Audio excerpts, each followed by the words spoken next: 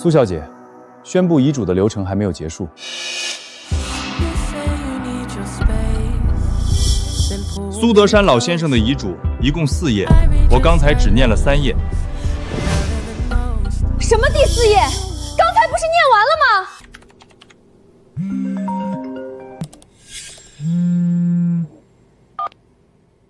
小婉，你爸摔倒了。什么？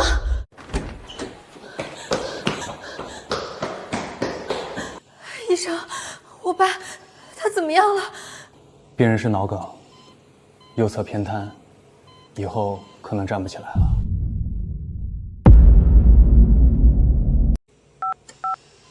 大哥，爸中风了。爸严重吗？医生说右侧偏瘫，可能站不起来了。小婉，你先看着，我这边项目忙，走不开。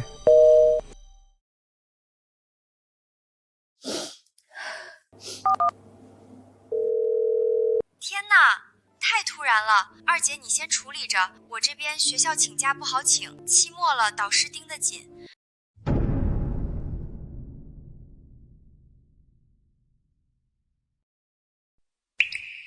爸在 ICU 住了8天，签字、缴费、跟医生沟通，全是我。8天里，大哥就打了1个电话。小婉，爸情况怎么样？还在 ICU， 医生说观察期还没过，医药费……小婉，辛苦你了，医药费先记着，回头大家分摊。大哥，你什么时候能来？二姐辛苦了，等我考完试就来。苏敏没来，反而在朋友圈晒出了她去外地旅游的照片。第9天，爸从 ICU 转到普通病房。病人这种情况需要长期专人护理。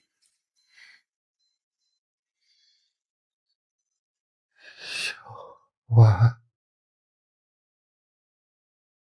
爸，我在。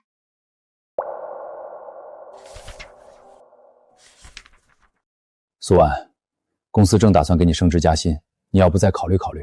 经理，谢谢您这几年的栽培，但是我爸现在瘫痪在床，家里没有别人能照顾他。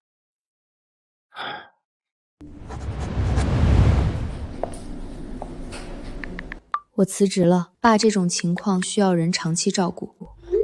也好，你反正工资也不高。我月薪8500，不高，但那是我的。小婉，你没成家，辞职照顾爸，正好。没有人说我来帮忙，一个都没有。我照顾了父亲3年，1095天，6点起床，给父亲翻身、擦洗、换尿垫儿。8点做康复训练，10点吃药，下午带他出去晒太阳。就这样，每天2趟，背上的衣服没有干过。夜里要起来2次，给他换尿垫。3年，我没有睡过一个整觉。谈了4年的男朋友，分手了。他问我：“你家里又不是只有你一个女儿，你大哥小妹他们忙，他们忙了3年。我们说好了去年结婚，你这样没日没夜照顾你爸，到底什么时候是个头？”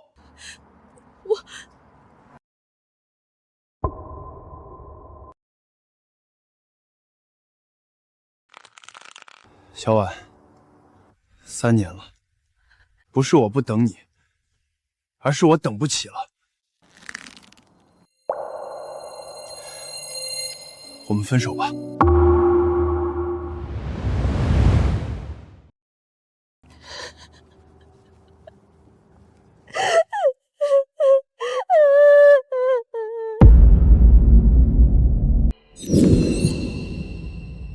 你家里又不是只有你一个女儿。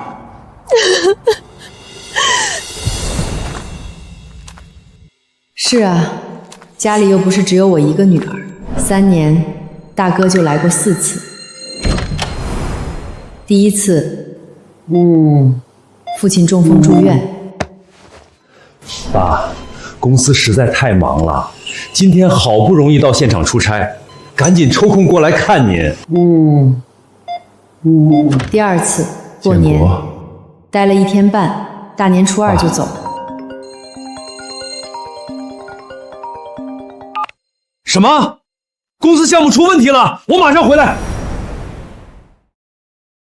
第3次，生日快乐！ 70大寿，这是我跟翠花特地给您订的蛋糕。是啊，爸，您快看看。第4次，父亲走了，他才来。小妹来的比大哥多一点，5次。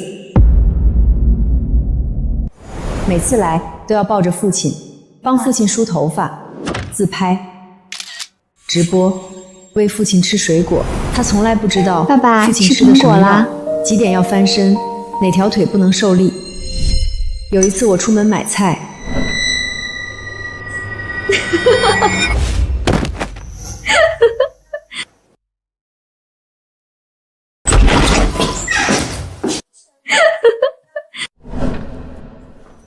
爸药吃了吗？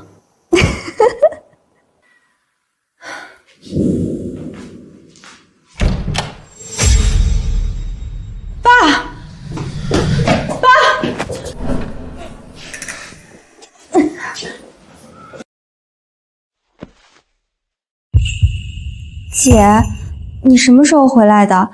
爸怎么了？爸摔了。爸摔了？我刚才没听到。爸又说不了话，我也不知道他想干什么，不能怪我。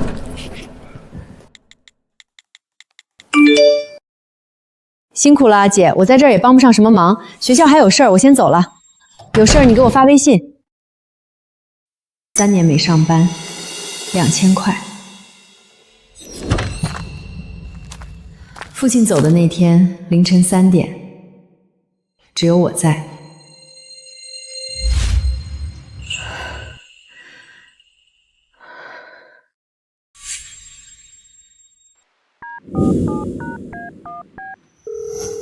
您好，您拨叫的用户暂时无法接。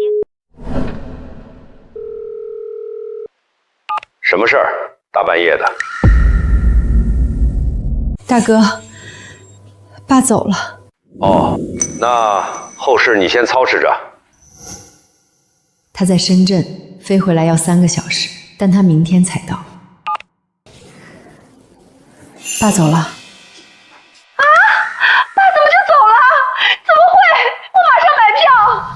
孙敏在成都，3个小时的飞行距离，他花了26个小时才到。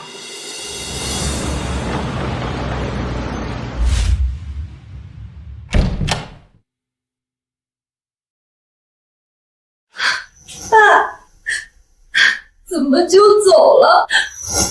怎么就这么突然？这套房子在城中心，老破小，但地段好，少说值350万。小婉，房产证在哪儿？哎呦，我是说，得准备材料吗？办后事需要各种证件，房产证、户口本什么的，我先收拾起来，免得到时候找不到，耽误事儿。明天律师会来宣布爸的遗嘱。什么？爸还有遗嘱？葬礼办完第3天，全家人聚在父亲的老房子里，不是为了悼念，是因为律师说要宣读遗嘱。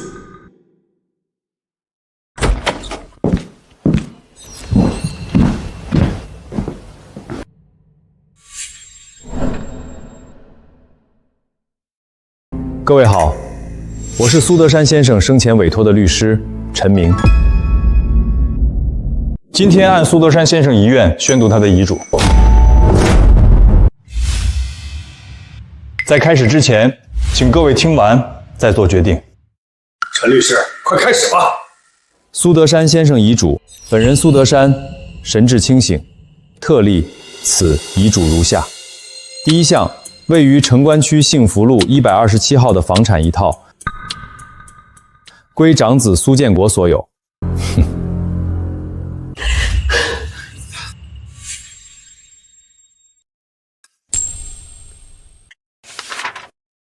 第2项，银行账户存款归3女苏敏所有。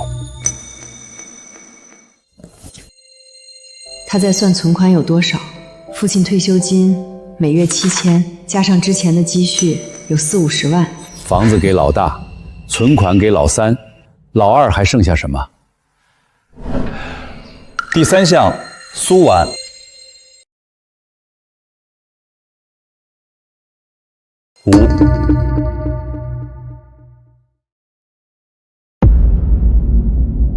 3个字，很短，很轻，砸在我心上，很重。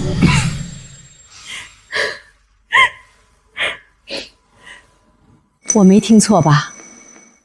什么也没给小婉留。也是，大哥本来就偏心老大和老三。唉，二哥也是的。3年，1095天，每天14个小时。我辞了工作，丢了男朋友，腰椎间盘突出，得到的是一个无字。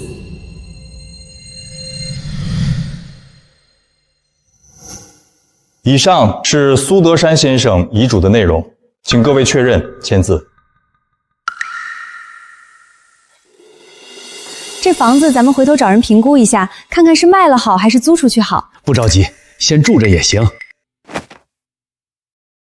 陈律师，爸的银行存款具体是多少428600元。没算错。所有人都在盘算自己分到的遗产，没有人看我。苏小姐，你确认签字吗？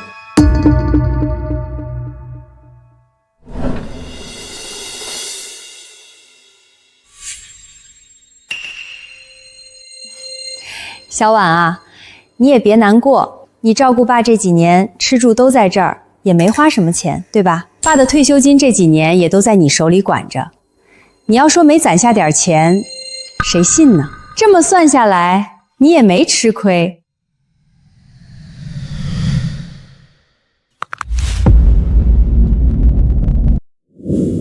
我听见自己的指甲在掌心里划过的声音。翠花，你别这么说，我说的不是实话。他3年不上班，吃爸的，住爸的，现在遗嘱也念了，他还想怎么样？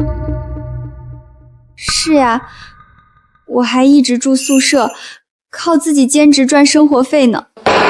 行了行了，别吵了，遗嘱是老苏自己写的，大家照办就是了。就是死者为大，这是老苏的意思嘛。没有人说这不公平，一个都没有。小婉，爸的安排肯定有爸的道理，你别多想。对，大哥要养家，所以房子留给他。我还没毕业，存款就留给我。二姐，你都进入社会好几年了，有工作能力，不需要靠爸。这说起来也合理，对不对？小婉啊，按照爸的意思，这房子现在归我了，你再住在这儿也不合适。你的东西这2天收拾一下吧。不着急，给你3天时间，够了吧？3年，我换了1000多次尿垫，做了3000多顿饭，背他下楼上楼2000多趟，我的腰废了，我的工作没了，我的男朋友跑了，最后我被请出这个家。苏小姐，请留步，宣布遗嘱的流程还没有结束。苏小姐，宣布遗嘱的流程还没有结束。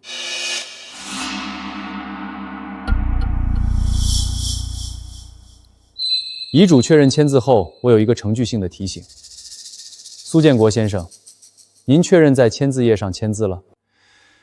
签了啊，刚才不就签了？那苏敏女士呢？我也签了。好，那么所有签字生效，苏德山老先生的遗嘱条款均已生效。你什么意思？各位，苏德山老先生的遗嘱一共4页，我刚才只念了3页。什么第4页？刚才不是念完了吗？苏德山先生在第4页的开头写了一句话，以下内容是我最后要说的话，我要等他们签完字再念。等等，这是什么意思？苏德山先生要求我先念前3页，等你们签字确认后再念第4页。你们已经签了，遗嘱已经生效。这不对，我签的时候根本不知道有第4页。苏先生，签字页上写得很清楚，本人接受遗嘱全部条款，包括第4页。你这是骗人！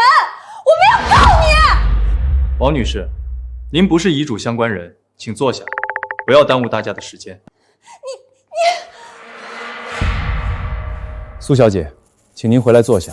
以下内容主要跟您有关。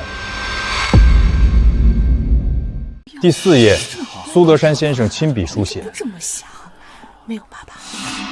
我知道你们在等这份遗嘱，建国等房子，敏敏等存款。你们以为我不知道，但我什么都知道。建国，我中风后的3年，你来了4次。第1次是我住院，第2次是过年，你待了1天半，第3次是我70大寿，你带了个蛋糕，第4次是我的丧事，你每个月打2000块钱，3年7万2，你觉着就够了。每次你打电话来，你自己照顾好身体。挂了电话之后，我让小婉帮我翻你的朋友圈，你在三亚打高尔夫，你在东京吃米其林，你在深圳换了新车，那辆车多少钱？48万，48万够请一个全职护工6年。可是你并没有。爸，对不起。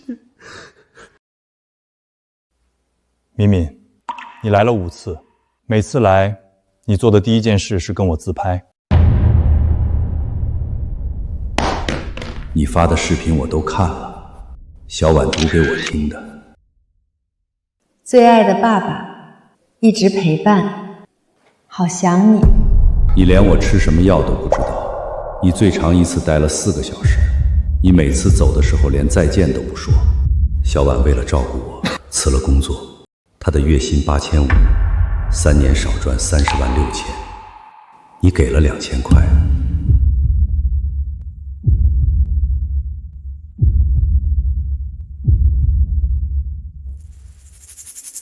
接下来是第4页的第2部分。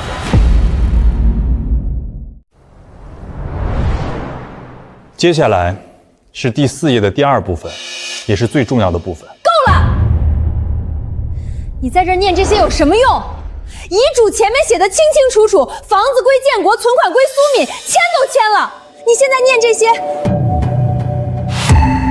你跟律师串通好的？苏婉，你照顾爸3年，我们谁都知道，但那是你自愿的，没人逼你。你不上班，吃爸的，喝爸的，住着这套房子3年，现在爸走了，你还想怎样？翠花说的也有道理，这个遗嘱确实是老苏的意思嘛。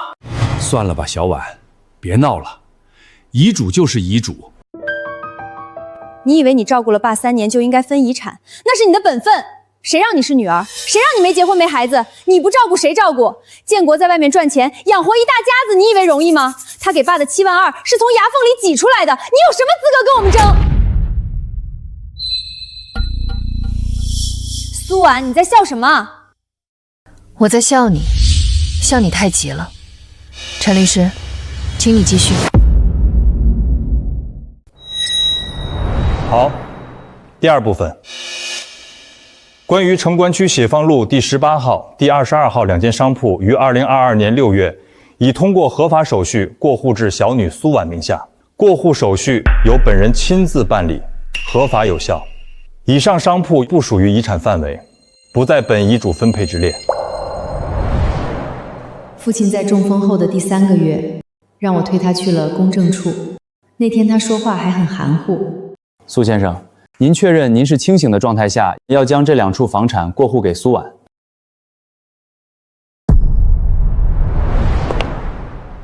解放路是城关区最好的商业街，2间商铺，1间72平米，1间56平米，2间加起来市价520万。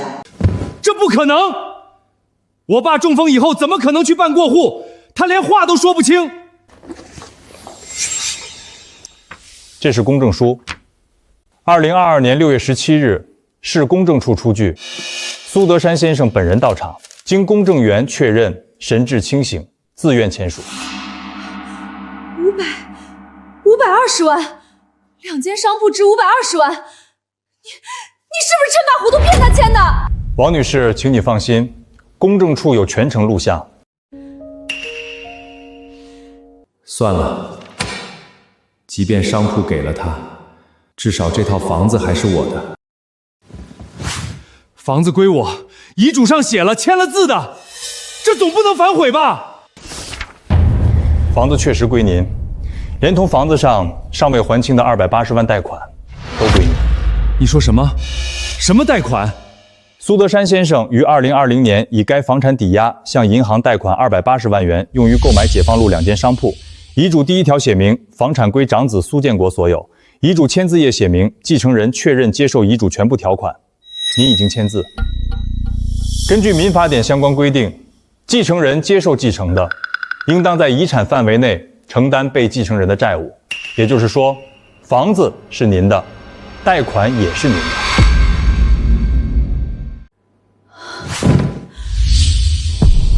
280万，这我不接受，我可以放弃继承。苏先生，您已经签了字，遗嘱已经生效，生效了就是生效了。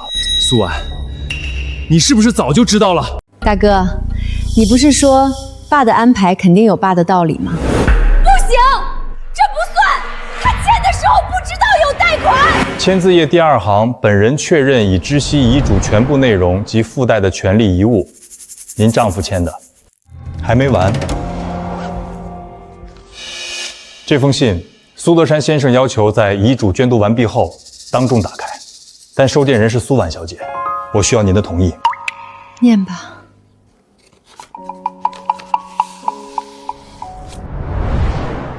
你看到这封信的时候，爸已经不在了。爸这辈子做的最对的事儿就是生了你，做的最错的事儿就是让你一个人扛了3年。爸不是不知道你受了多少苦，每天早上你帮我翻身，你以为我睡着了，我没有，我都醒着。你的手上有冻疮，你的腰不好，你总是很累，但你从来没在我面前哭过。商铺过户的事儿，爸让你保密，你就真的一个字没说。3年，连你大哥打电话来问爸有什么财产的时候，你都没说。爸知道建国的心思，他第1通电话问病情，第2通就问医药费谁分担。他来看我，每次不超过2小时。爸也知道敏敏的心思，他来看我是给朋友圈看的。他抱着我自拍的时候，我闻到了他身上的香水味儿，500块1瓶的香水，他每月只给你2000块。但爸最知道的是建国5年前做的事。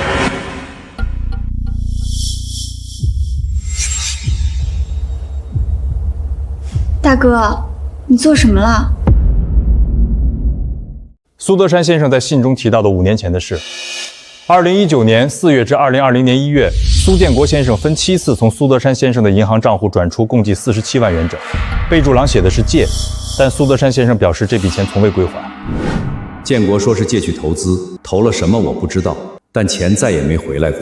47万是我攒了一辈子的钱，我没有当面问他，因为他是我儿子。但我记着，我什么都记着。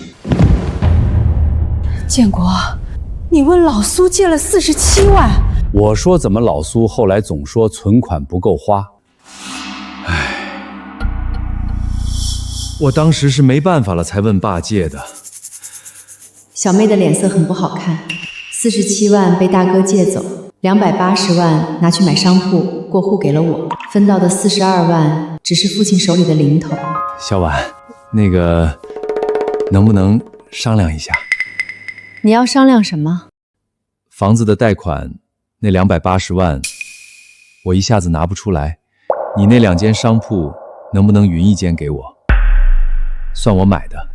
对对对，咱们一家人好商量嘛。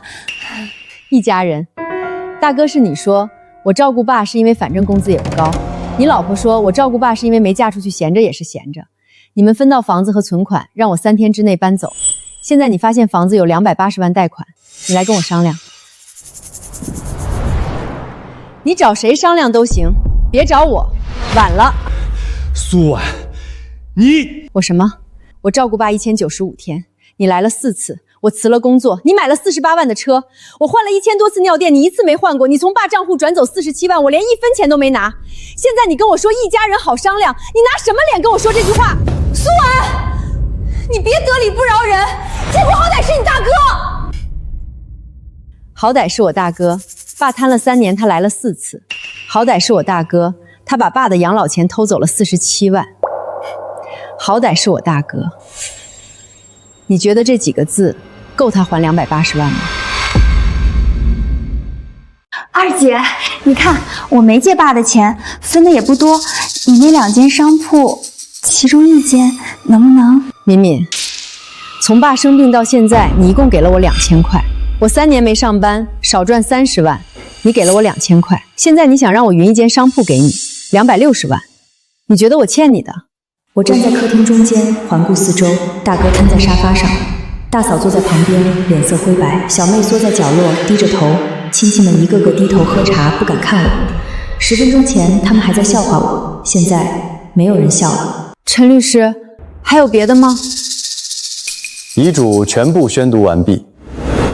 280万，280万！建国，你怎么不看清楚就签字啊？现在好了，你背着280万的债，咱们一家老小有何西北风吗？我和儿子以后该怎么办啊？敏敏，大哥平时最疼你，对不对？现在大哥遇到了过不去的坎儿，你手里不是刚分了爸的42万吗？你先拿出来，帮大哥把工厂的资金链盘活。只要工厂赚起来，这债大哥自己慢慢还。大哥，我才上大学啊，我一个女孩子还没毕业，这笔钱是爸留给我傍身的。我要是把钱给了你，我以后学费怎么办？你忍心看着你亲妹妹连书都读不下去吗？敏敏，话不能这么说，长兄如父啊！你大哥现在是走投无路了，咱们是一家人，打断骨头连着筋。你帮了你大哥，以后你出嫁，你大哥能不给你撑腰吗？嫂子，你别拿亲情压我。前年大哥说工厂周转不开，从爸手里拿走了47万，到现在提过还钱的事儿吗？大哥，你是长子，你应该保护我这个妹妹，而不是盯着我手里这点活命钱啊！你这样太让我失望了。敏敏，你怎么这么不懂事儿？我拿爸的钱那是在为咱们老苏家创业打拼。现在家里有难，你作为苏家的一份子，难道不该出一份力吗？学费的事儿你不用操心，你可以去申请助学贷款。你二姐当初不也是靠助学贷款读完的大学吗？年轻人多吃点苦对你有好处，能锻炼你独立自主的能力。你把钱借给大哥，大哥这是在教你成长。原来大哥一直知道我上大学是在吃苦。大哥，你可真会偷换概念。凭什么二姐吃过的苦我就必须再吃一遍？再说了，你当初上大学的时候，爸可是砸锅卖铁的资助你。敏敏，你大哥是苏家的长子，还是咱们村第1个大学生，老苏供他上大学是应该的。所以呢，如果我没记错，大哥你结婚的时候，爸也出了不少钱吧？爸知道我从小体弱，才把存款留给我的。你现在让我去贷款，我告诉你，这钱是爸留给我的，谁也别想动。你那工厂就是个无底洞，我把钱给你，那就是毁了我自己的一辈子。大哥，你不能这么自私。我自私？我背着280万的债，我为了谁？我还不是为了这个家？你读了那么多书，书都读到狗肚子里去了，连最基本的感恩都不懂。我今天真是看透你了。你别给我扣帽子，你就是想拿我的钱去填你的窟窿，你根本没把我当妹妹。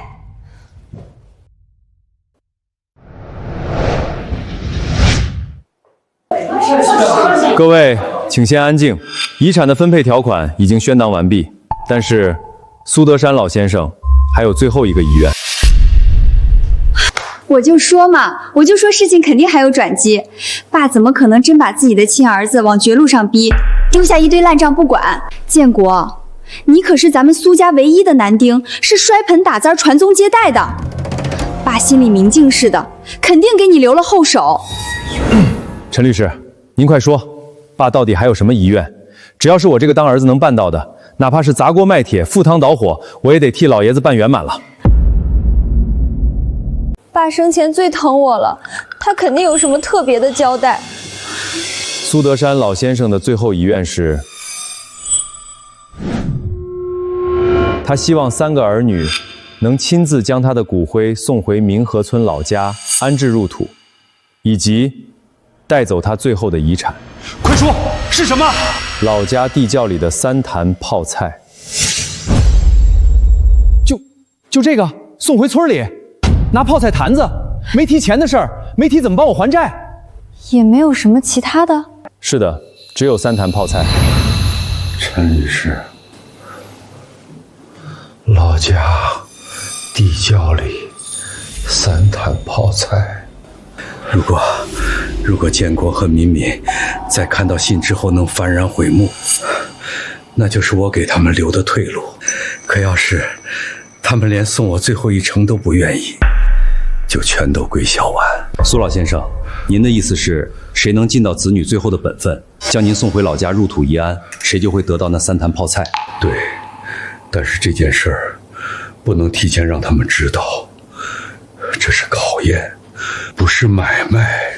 您放心，作为您的委托律师，我一定严格保密。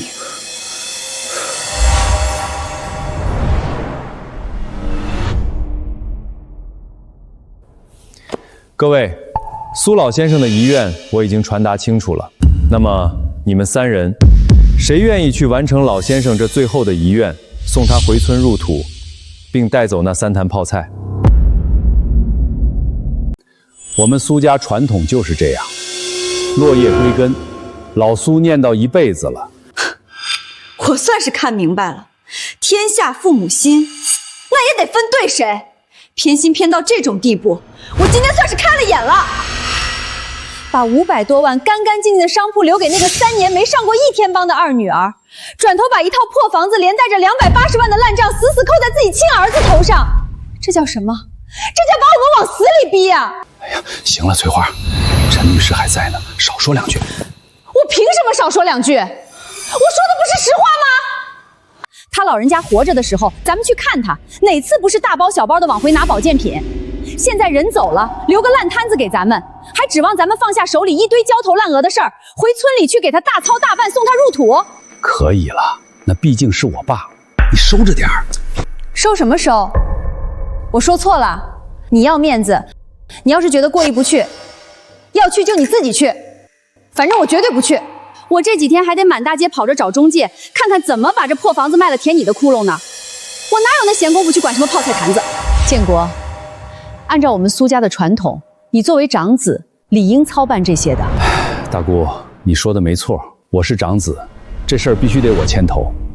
可你也看到了，陈律师刚才念了，我现在背着280万的债，厂里几百号人等着发工资，债主天天催命。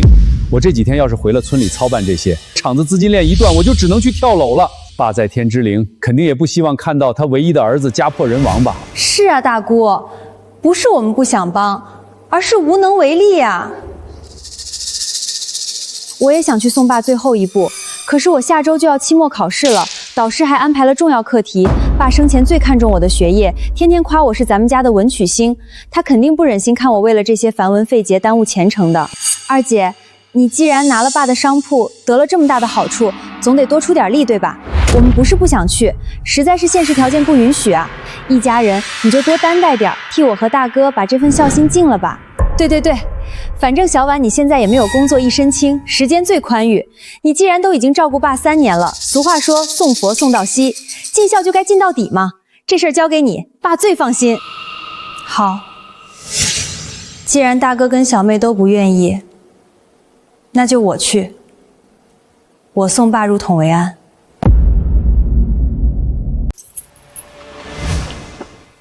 苏小姐，这是地窖的钥匙。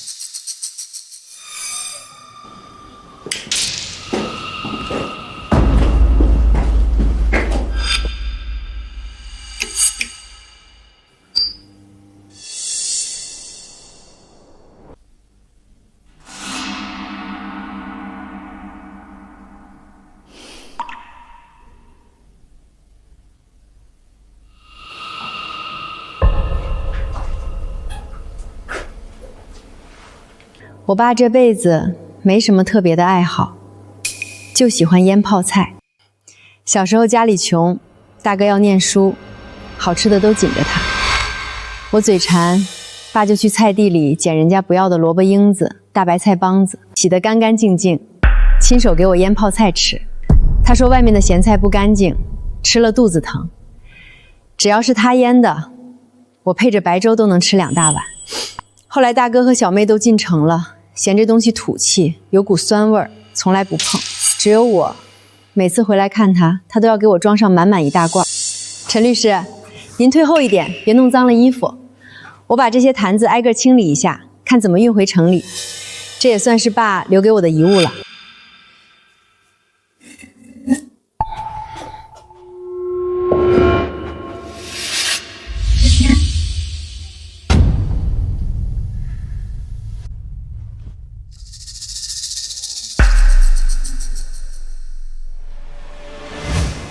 这是什么？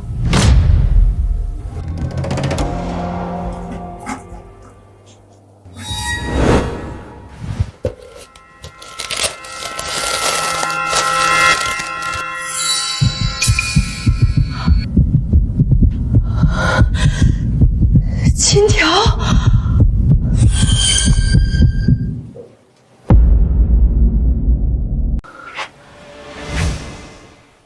爸哪来这么多金条？还放在咸菜坛子里。现在，我可以向您学读苏德山老先生遗愿的完整版了。完整版？什么意思？您在客厅里念的不是全部。苏老先生立下遗嘱的那天，特意交代我，关于这3坛金条的秘密，绝对不能写在纸面上，也绝对不能提前告诉别人。老先生说，如果苏建国和苏敏在看到那份背着巨额债务的遗嘱后，能够幡然悔悟，念及哪怕一丝一毫的骨肉亲情，愿意主动放下城里的算计，亲自来村里送他入土为安，那么这3坛金条就作为老先生留给他们还债和以后生活的退路。换句话说，苏老先生的规矩是，谁来送葬，谁愿意完成他这看似毫无价值的最后遗愿，谁就能拥有这些金条。这是一场父亲对儿女良知的最后考验。很遗憾，苏建国先生和苏敏女士没有通过这场考验，所以苏婉小姐按照老先生的口头附带遗嘱，并经由我公证的程序，现在这里的所有金条全部归您个人所有。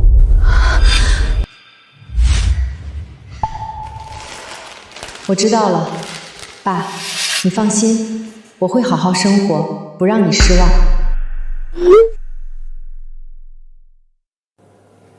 小婉，你怎么退群了？我知道你生气，但大家都是一家人，退群实在没必要，闹得大家都不好看。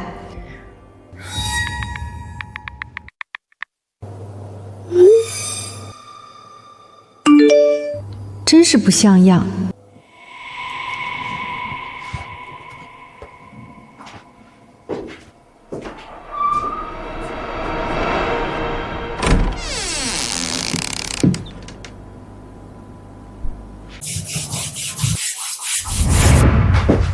我搬进了解放路的商铺楼上，那里有个小阁楼，以前放杂物的，我收拾出来，不大，但是我的。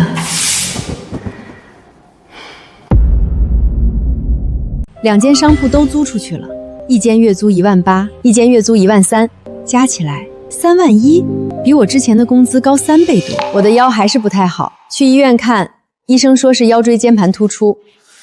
2节都突出了，你这个年龄不常见啊。搬了3年的人。什么？没什么。我开始重新找工作，原来那家公司的经理得知我在找工作，主动邀请我回来。恭喜你，欢迎回到我们公司。谢谢经理，我一定不会辜负这份信任。这段时间厂里的效益一天不如一天，前前后后投进去的几十万全都亏了个精光，加上爸留下的280万房贷，再这样耗下去，咱们只能把现在住的这套房子卖了。卖房子？苏建国，你疯了吧？不行，绝对不行！咱们家现在就剩下这一套房了，这可是留给咱儿子以后结婚娶媳妇儿用的。你要是把房子卖了，我们以后住哪里？住哪里？租房不能住吗？现在债主天天打电话催，要是这笔贷款再还不上1期，老子以后连高铁飞机都坐不了，成了失信人。你以为面子上好看？我不管，反正房子不能卖。你没钱还，不会去找大姑、二叔、三叔他们借呀？他们手里多多少少都有点积蓄，一家凑个几万、几十万不就借出来了？现在谁家日子好过？谁肯把钱借给咱们这个无底洞？之前又不是没问过，你看他那个态度，像是能借给我们钱的人吗？说到底，你们也是亲兄妹，骨肉相连。我们之前对你爸那么不管不顾，人家心里有气很正常。但现在都过去了，没准他气消了呢。我们去说说好话，打打亲情牌，死马当活马医啊！赶紧联系他。小婉啊，我是大哥，咱们兄妹几个也一直没机会好好聚聚。你看今天晚上有空吗？叫上敏敏，咱们一起吃个饭，大哥做东。苏婉她居然把我拉黑了。我给大姑打电话。喂，大姑，我是翠花。我和建国想着咱们一家人好久没聚了，想把小婉也叫上，兄妹几个叙叙旧。可小婉对咱们这态度您也知道，您看您能不能帮着约一下小婉？好啊，一家人聚聚是好事儿，我回头问问他。哎，谢谢您大姑，那就麻烦您了。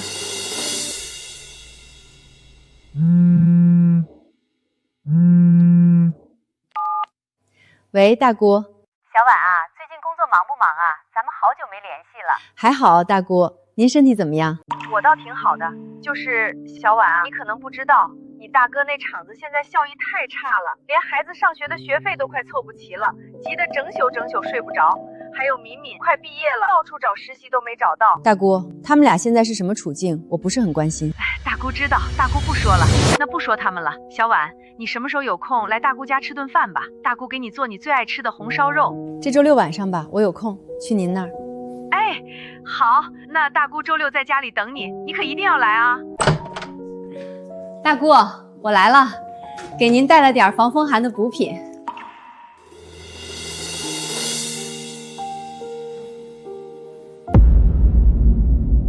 哎呀，小婉，你看看你来都来了，你哥你妹他们也是好久没见你了，心里都惦记呢。正好今天大家聚聚，热闹热闹，快进来坐。大姑，我和他们没什么好聚的，要是知道他们在这儿，我今天根本不会来。哎呀，小婉，这有段日子没见了，你这脾气怎么还跟以前一样？气也该消了，大家都是一家人，哪有什么隔夜仇啊？就是啊，二姐，爸要是还在，看到我们几个今天能坐在一起热热闹闹的吃顿饭，他在九泉之下肯定也会高兴的。对对对，听你妹的，菜都热好了，咱们去餐厅坐，边吃边聊。来，小婉，尝尝这个红烧肉，大姑特意给你做的，多吃点，看你瘦的。小婉，咱们兄妹俩很久没见了，今天借着大姑这地方来，哥敬你一杯，喝一个。我不喝酒。行，不喝就不喝。不过小婉，哥得问问你，你怎么还把我给拉黑了？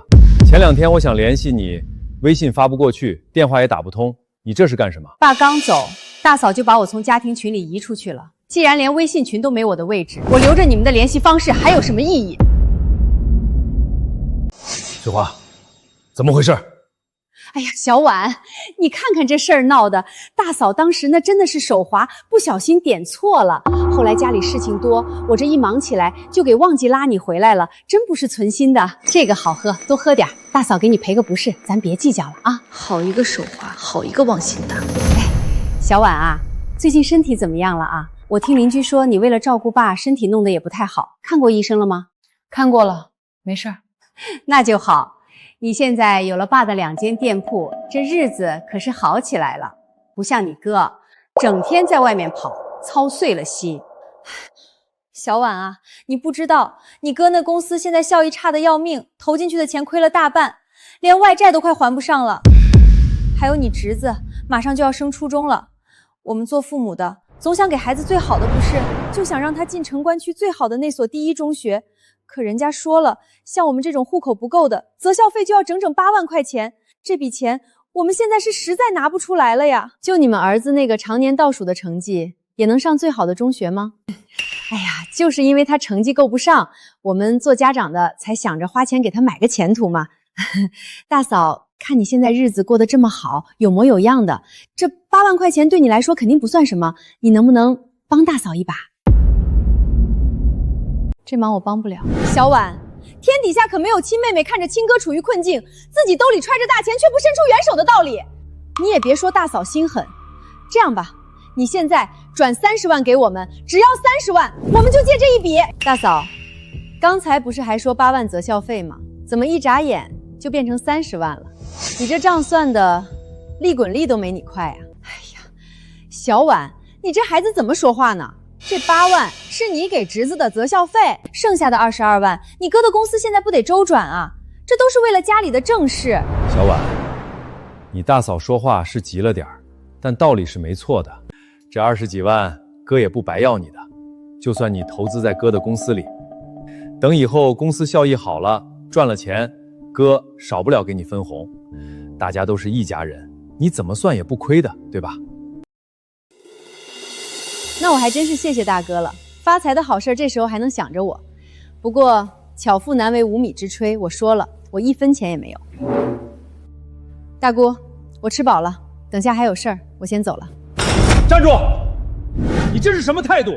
一家人好不容易坐在一起吃顿饭，说你2句你就要走，你这倔脾气什么时候能改改？你现在是有钱了，拿了爸的大部分遗产，翅膀硬了，是不是把以前的事情都忘了？你摸着良心想想，当年你中考填志愿是谁跑前跑后找关系帮你打听哪所学校好的？你高中毕业那个暑假说要自己挣学费，要不是我求爷爷告奶奶，找朋友介绍你去他店里打工，你能顺利上大学？我刚参加工作挣的第1笔工资，我自己连1口热乎饭都舍不得吃，特意去商场给你带回来一双运动鞋，那双鞋你穿了整整2年，底子磨穿了都舍不得扔。我这个做大哥的什么时候让你吃过亏？现在你哥遇到难关了，我嫌丢人，我开不了口去找外人借钱，我找我自己的亲妹妹，我有什么错？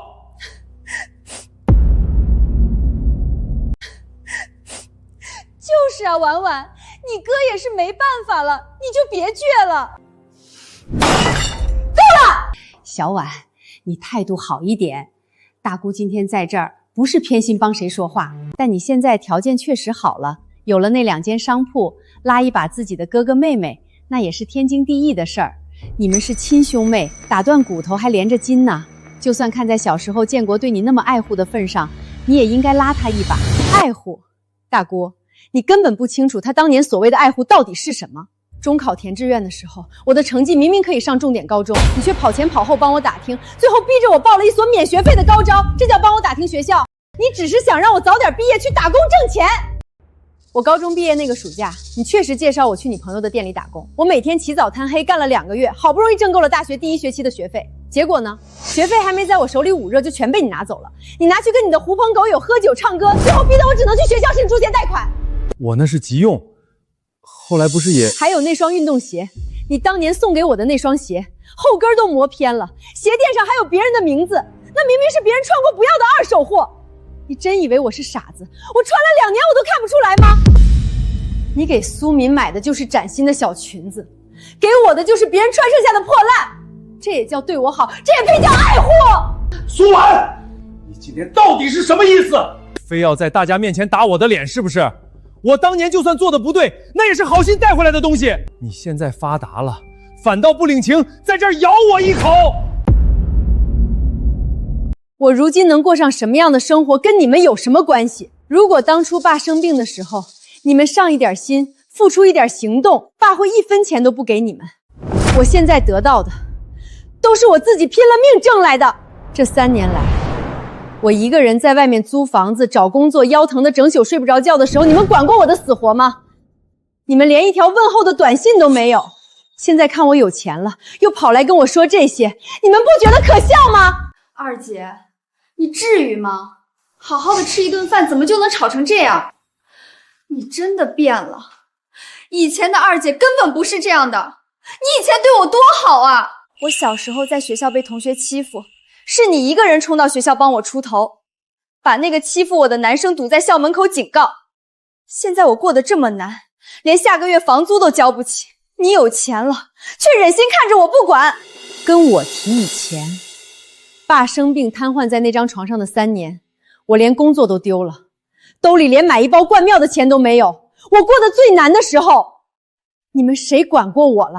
哎呀，小婉，算了算了，这都是过去的事了。今天大家坐在一起，就别翻那些陈年旧账了。一家人哪有记仇的啊？大姑，我这不是记仇，我是记清楚了。小婉，你哥最近确实是遇到难关了，他要不是真的走投无路了，一个大男人怎么会豁出这张老脸去求人？你就帮帮他吧，哪怕就当是为了你爸。你爸要是还在，九泉之下肯定也不想看到你们亲兄妹几个闹成今天这样啊。大姑，爸如果还在，他们今天根本不会来找我，因为在他们眼里，我依然是那个可以被随意榨干、随意欺负的苏婉。苏婉，既然你非要这么绝情，那我们之间也没什么兄妹情分了。今天就明算账。你上大学那年，大一刚开学，我给了你2000块钱当生活费，我当时就说了，这笔钱是借给你的。搁在现在，这笔钱连本带利，怎么也该有2万块钱了。这笔钱，我总没算错吧？建国，你这……大姑知道你最近手头紧，但你连这种陈年烂谷子的钱都拿出来计较，真没必要。传出去也不怕人笑话。大姑，瞧您这话说的，怎么就没必要了？亲兄弟还明算账呢，他现在占了大便宜，经济自由，结果对亲哥亲妹一毛不拔，我们凭什么还要白白贴钱给他？对，今天就一笔笔算清楚。你上大学那会儿，我开车接送过你3回吧？这来回的油费、过路费，算你200不过分吧？还有那双运动鞋，虽说是旧了点，但那可是名牌，就算拿去二手市场卖，起码也能卖个120。还有你高3那年感冒，我给你买的感冒药，这些加在一起，一共是8640块。小婉，这些年搁在你身上花的每一分钱，那都是血汗钱，这笔钱你今天必须得还。既然大哥非要这么算，那行，今晚我们就把这笔账彻彻底底的算个明白。3年前，爸中风住院，一共住了8天，抢救费、医药费加在一起，一共是6万4千块。当时我们说好了3兄妹平摊，每人2万1300块。你到现在分摊了多少？你掏过一个子儿吗？爸出院后瘫痪在床整整3年，这3年里是我寸步不离的守着他，端屎端尿、翻身擦背。这笔无偿护理费，我们按最便宜的市面行情来算，一个普通护工1个月6000块，3年一共是36个月，6000乘以36，共计21万6千元。这笔账你又该怎么跟我算？你想让我拿30万出来帮你们周转？可以啊，先把欠我的这23万7300块还清了，我们再来谈借钱的事儿。照顾爸那是你当女儿的孝心，是你当初自己心甘情愿付出的，又没人拿着刀逼你。再说了，以前建国有钱的时候，你怎么不提这笔账？现在看我们家遇到困难了，你诚心拿这个来堵我们的嘴，是不是？20几万，我们现在上哪儿给你拿去？我没提过。这3年里，爸每一次住院，每一次买药，我给你们打了多少个电话，发了多少条微信，你们哪一次不是装聋作哑，不是借口信号不好，就是直接挂断。我不是你们的提款机，更不是你们的冤大头。我还有事，先走了。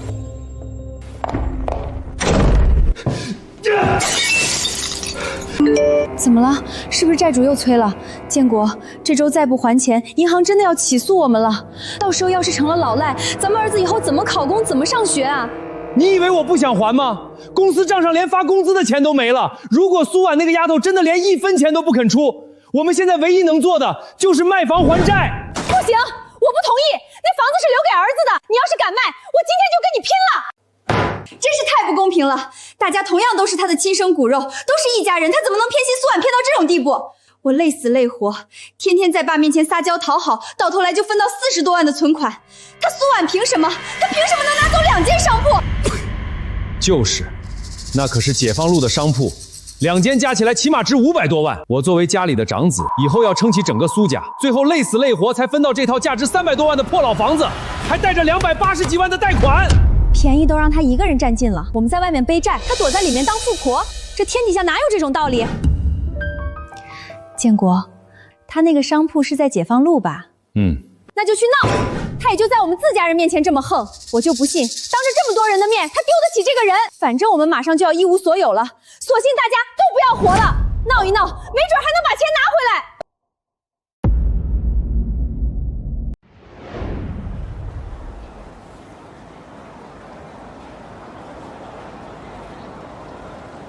建国，快看，是不是那儿？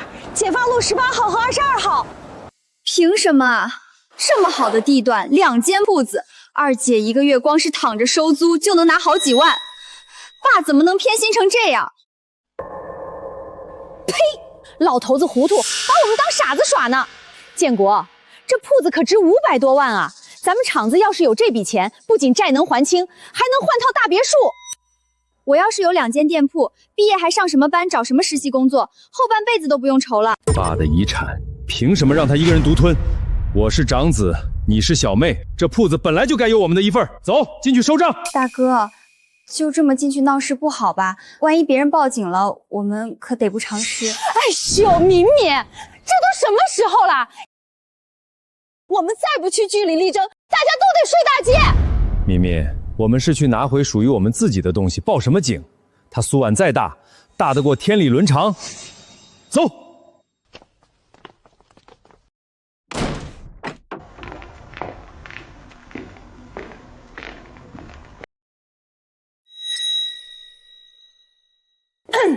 谁是这儿的老板？别在后头躲着了，赶紧出来！几位，请问有什么需要帮您的？如果是看衣服，我可以给您介绍，但咱们这儿正在营业，麻烦您声音稍微小一点。几位，请问有什么需要帮您的？如果是看衣服，我可以给您介绍，但咱们这儿正在营业，麻烦您声音稍微……营业？今天不用营业了，我们不是来买衣服的，找你们管事儿的。去，把你们老板叫出来，就说这商铺的真正主事人来了。我就是这儿的老板，免贵姓张。几位，咱们素不相识，跑到我店里大呼小叫的，有什么指教？你就是老板啊？我问你，你租这间铺子1个月月租到底交多少钱？交了几年了？这位大姐，你问得着吗？我们店铺的租金是商业机密，没有告知您的义务。几位，如果是来照顾生意的，我欢迎；如果是故意来闹事儿的，那我可就不客气了。老张老板对吧？你先别急着赶人，我呢是苏碗的亲大哥，长兄如父。这间铺子是我亲生父亲留下的遗产，按我们老苏家的规矩，这就是一家人的共同财产。苏碗的大哥？没错，苏碗一个小丫头片子，背着我们全家偷偷把这商铺租给你，连个招呼都不打。这在亲情上叫目无尊长，在法律上没有我们这些家属的知情同意，那也可算是非法侵占了。你们说什么胡话呢？我的租赁合同是白纸黑字跟苏碗苏女士签的，当时我可是亲眼看过房产证，那上面明明白白印着苏碗的名字，我每个月的租金也是按时打到他个人的账户上。你们跑这儿来充什么大尾巴牢？再这么无理取闹，影响我做生意，我可就要报警了。我管你跟谁签的合同，房产证写他的名字，那也是我们老苏家的地盘，一家人的钱怎么能让他一个人独吞？我告诉你，从今天起，这房租1分钱都不能给苏碗了，得交到我们长房手里，由我们统一分配，这样叫长幼有序。简直是无赖，强盗逻辑！我不管你们老苏家内部有什么家长里短、恩怨情仇，现在这间店铺的承租权是我的。你们要是再不滚出去，我立刻给苏总打电话，让他来收拾你们。打啊！老板，你现在就打，你最好马上把他叫过来，我倒要当面问问我这个好二姐。大哥现在被债务逼得连饭都吃不上了，他一个人霸占着老父亲500多万的商铺，躲在外面吃香的喝辣的，收着高额租金。他晚上睡觉到底安不安心？让他过来，看他怎么有脸面对我们这些骨肉血亲。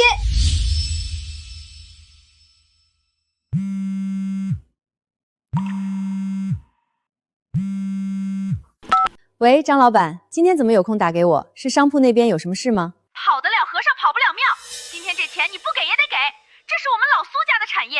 苏小姐，您快过来一趟吧。您那大哥大嫂还有您妹妹突然冲到我店里来了，非说这商铺是你们家老爷子留下的遗产，说您是背着家里人私吞的，现在非要强行收回去，还把我的客人都给赶走了，现在在店里赖着不走，正闹着呢。这群人真是阴魂不散，不管过多久，只要闻到钱的味儿，就能像水蛭一样贴上来。张老板，你先别慌，千万别跟他们起肢体冲突，他们就是想把事情闹大。你现在首要的是保护好自己和店员的安全，店里的东西砸了算我的，我马上带律师过去处理。陈律师，麻烦带上我爸所有的过户公证书和视频证据。对，就是解放路那2间商铺的完整法律文件。有人在店里闹事，我们现在过去。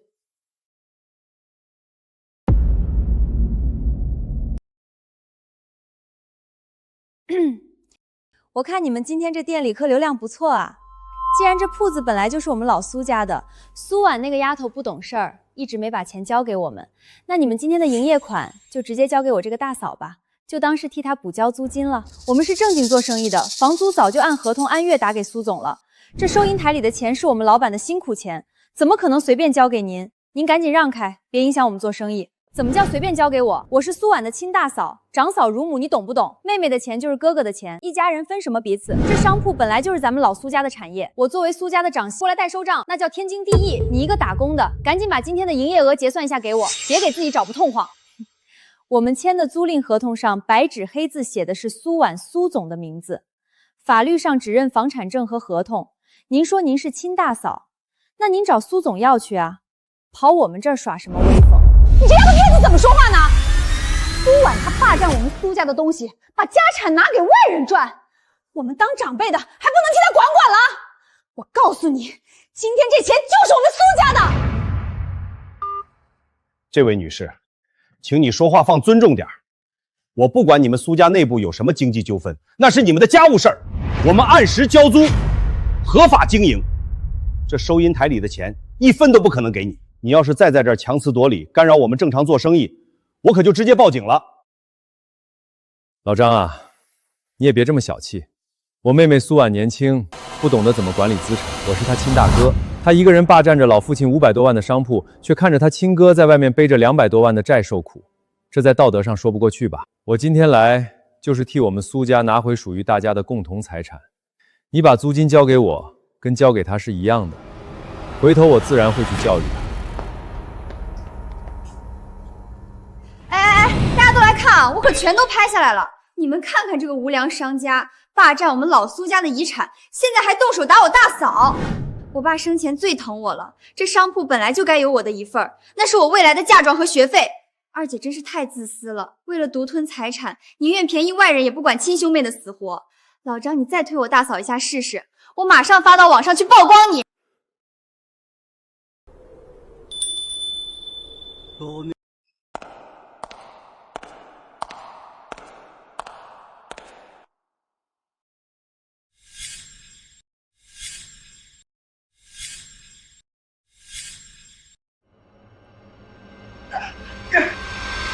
都给我住手！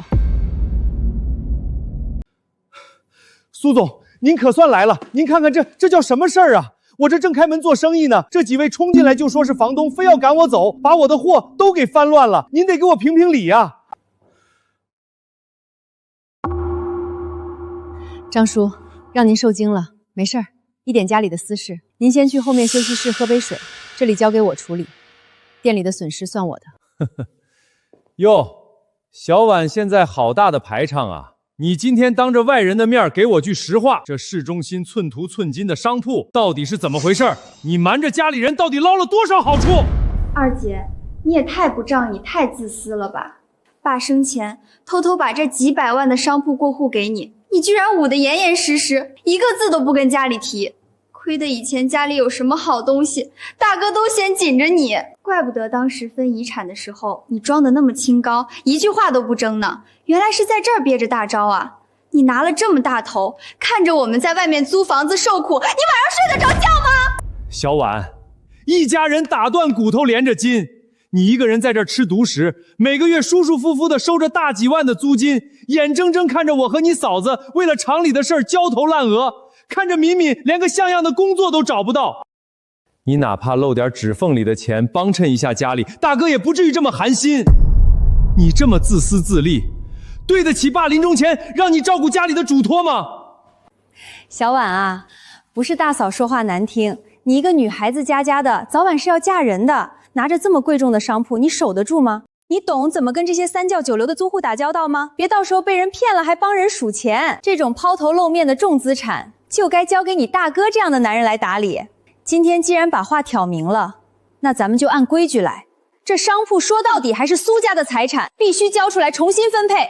建国是长子，理应拿大头。你要是还认我们这些家人，今天就把过户手续办了，不然大嫂可不敢保证你这店以后还能不能安生做生意。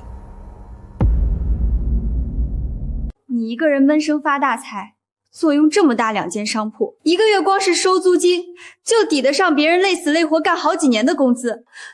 大家都是一个妈生的，凭什么我出去找实习累死累活，你在这儿舒舒服服躺着赚钱，我在外面受苦？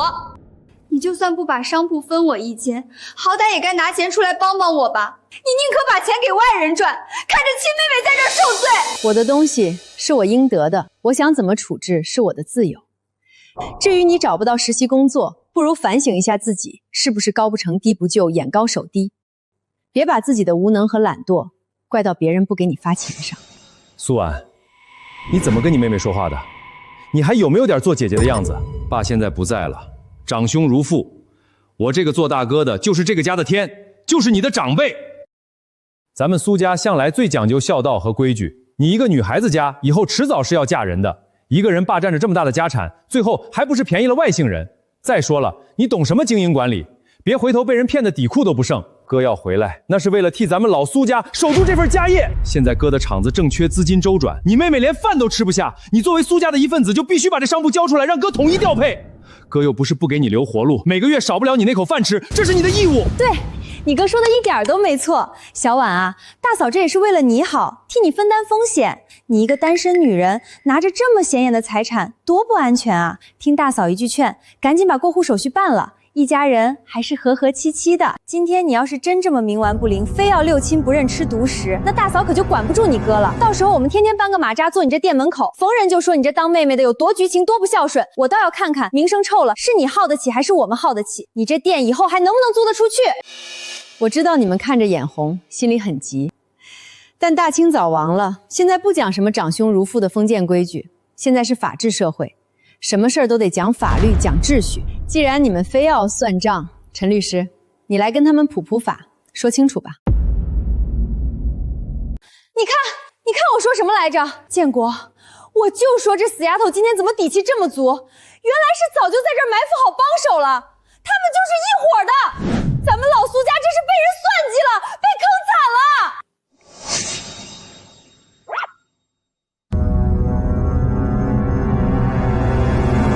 王女士，饭可以乱吃，话可不能乱说。您刚才的言论可是要负法律责任的。我是苏婉女士的合法委托律师，也是她公司的法务总监陈明。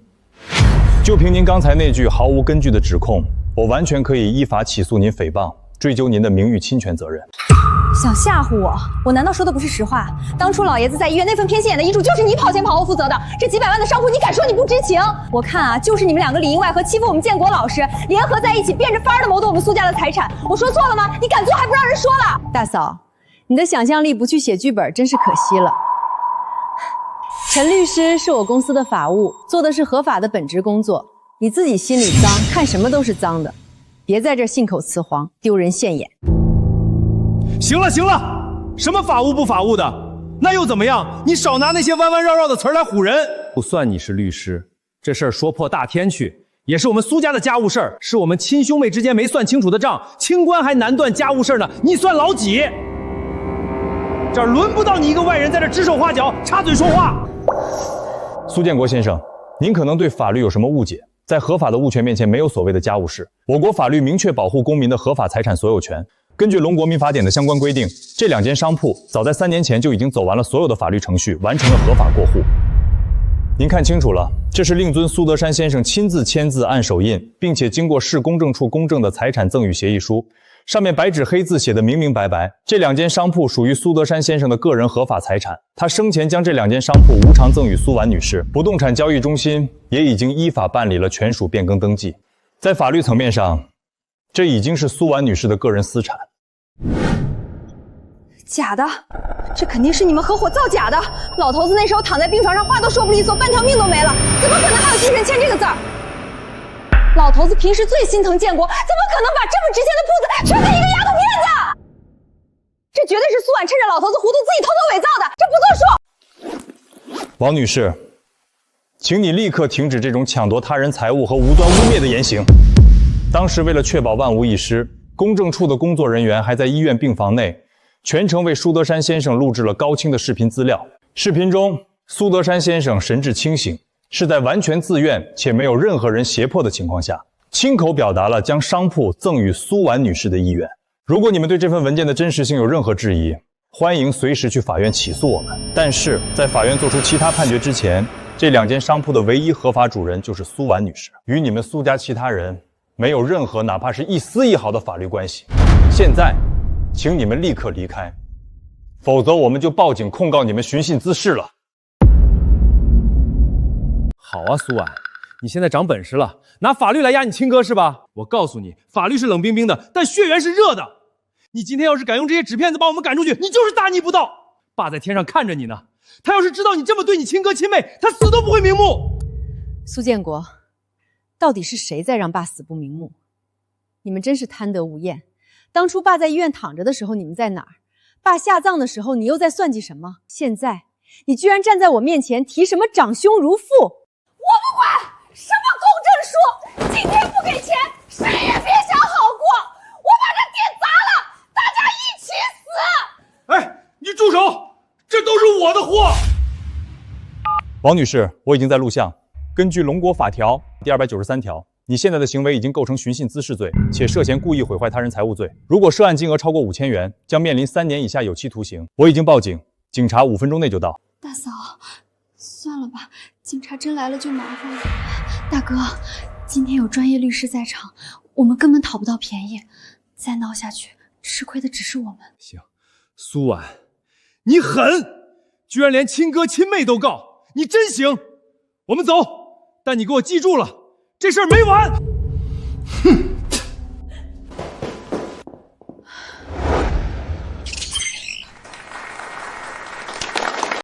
我的能力得到领导赏识，一路晋升。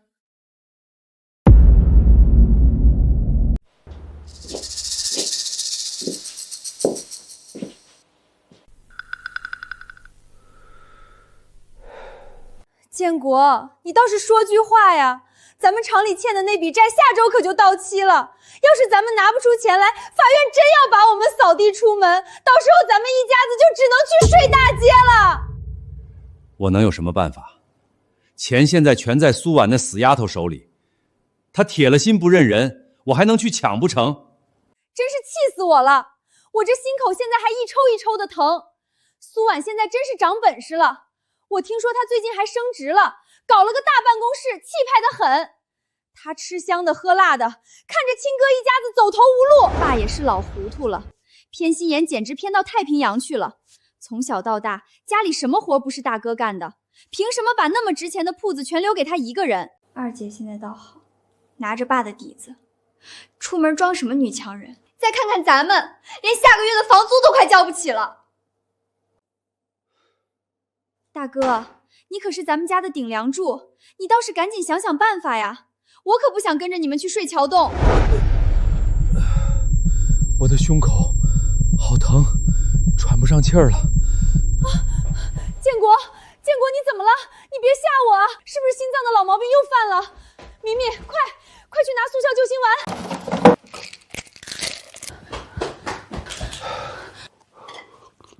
都怪二姐，大哥这几天本来就为了厂子的事儿愁得整宿睡不着，今天又被他当众那么一击，急火攻心，这心脏怎么受得了？他这就是想把大哥给活活气死啊！敏敏说的对，建国这病就是被苏婉那个没良心的给生生气出来的。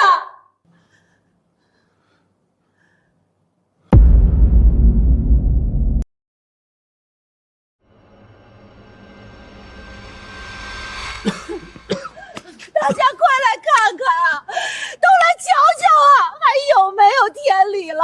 亲妹妹当了大老板，住着豪宅，开着跑车，却对亲哥哥袖手旁观啊！大家好，我二姐苏婉就在这家大公司当高管，年薪几百万。可我大哥现在重病瘫痪，连买药的钱都没有。我们来求他，他不仅闭门不见，还找了律师来威胁我们，说要让我们去坐牢。小婉啊，哥不怪你心狠，爸走了，长兄如父，哥没本事，没能让你过上更好的日子。但咱们身上流着一样的血，哥现在废了，哥不求你大富大贵分我多少，哥只想活命啊！你怎么能这么狠心，要把哥哥逼上绝路啊？哎，这当妹妹的也太狠心了吧！亲哥都病成这样了，好歹出来见一面啊！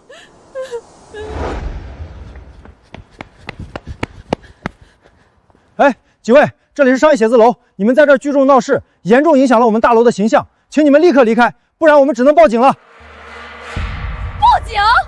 你报啊！有种让警察把我们这穷苦百姓都抓起来！我倒要看看苏婉那个黑心烂肺的女人能不能在里面做得安稳。她不怕遭报应，我们也不怕丢脸。我们真的不是来闹事的，我们只是想求我二姐给条活路。二姐，哥都被你气出病了，你当了大老板，连亲哥的命都不顾了吗？你倒是下来啊！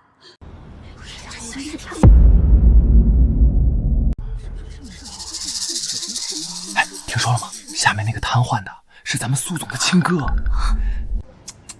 听到了，下面正直播呢，同城热榜第一。平时看苏总雷厉风行的，没想到私底下这么冷血。亲哥为了供他上学累瘫了，他现在连医药费都不给，真是知人知面不知心啊！就是，这种连亲情都不顾的人，心肠得多硬啊！跟这种人共事，真让人后背发凉。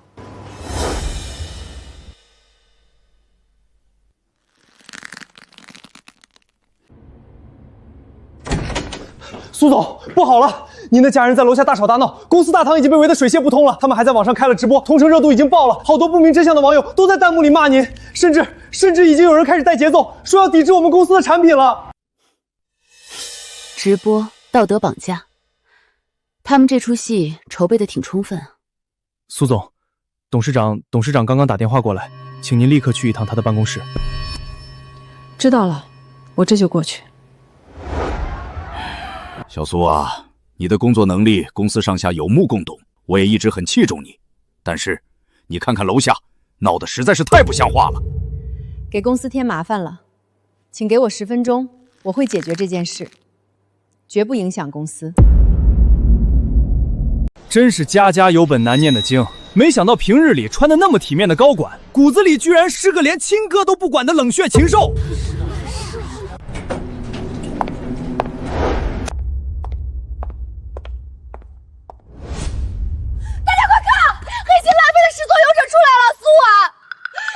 你哥都被你气成什么样了？今天当着大家的面，你必须给我们一个交代。交代？我需要交代什么？当然是把该给我们的钱给我们。你自己背地里占了爸多少便宜，拿了多少拆迁款和商铺，你心里不清楚吗？那都是苏家的财产。翠花，别这么说。虽然爸偏心小婉，把几百万的商铺和钱都偷偷过户给了他，但我们今天不是来讨要这些的。小婉，我们从小一起长大，哥不怪你心狠，只是哥实在是没办法了。厂子倒闭，哥的身体又废了。当年爸走的时候，拉着我的手，让我一定要照顾好这个家，照顾好你和敏敏。现在哥病了，哥求求你，看在爸的份上，看在我们苏家列祖列宗的份上，拉哥一把吧，不然哥怕过几天到了地下，都无颜面对咱爸呀。二姐，我知道你现在是大老板了，看不起我们这些穷亲戚，你没有帮扶我们的义务，你一个人工作也不容易。但是说到底，我们也是一家人啊！现在当着直播间几十万观众的面，你今天就给大家表个态吧，你到底管不管大哥的死活？就是啊，表个态，都是一家人，至于做这么绝吗？人可不能发达了就忘本啊！亲哥都求成这样了，太冷血了。这家人估计也是被逼得没办法了，要不是走投无路，谁愿意在大街上丢人现眼啊？哎，这当妹妹的太不是东西了。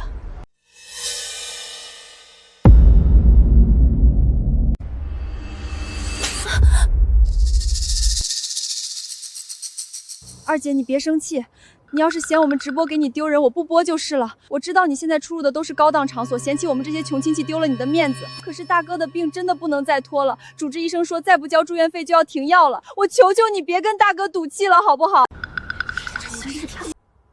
小敏，别求了，给咱们苏家留点骨气。是大哥没用，没能给你们挣个好前程，才让你二姐如今当了领导，连见我们一面都觉得是耻辱。小婉，当年爸走的时候，我发誓要替爸撑起这个家。我自问做大哥的，没有对不起你的地方。今天若不是为了你嫂子和米米不睡大街，我苏建国就算病死在床榻上，也绝不会来这儿跟亲妹妹讨一口饭吃。我怎么这么命苦啊？嫁进你们苏家，一点福没享过，天天当牛做马。当初为了供你上大学，你哥大冬天去冷库背货，把腰落下了，病根，这才有了今天的瘫痪啊！苏婉，你现在住着几百平的大房子，开着豪车，你哥连买个止痛贴的钱都没有，你这是要逼着我们全家去死，给你腾地方是吧？真是个白眼狼！亲哥为了供他上学，把腰都累瘫了。他倒好，穿得光鲜亮丽的，连亲哥的买药钱都赖。这种人怎么当上管理层的？就是连基本的人性都没有，大公司用这种高管，迟早要遭报应。各位，既然我大哥、大嫂和妹妹今天摆了这么大一个戏台，那我就陪他们把这出戏唱完。二姐，家丑不可外扬，有什么话我们坐下来回家好好说，行不行？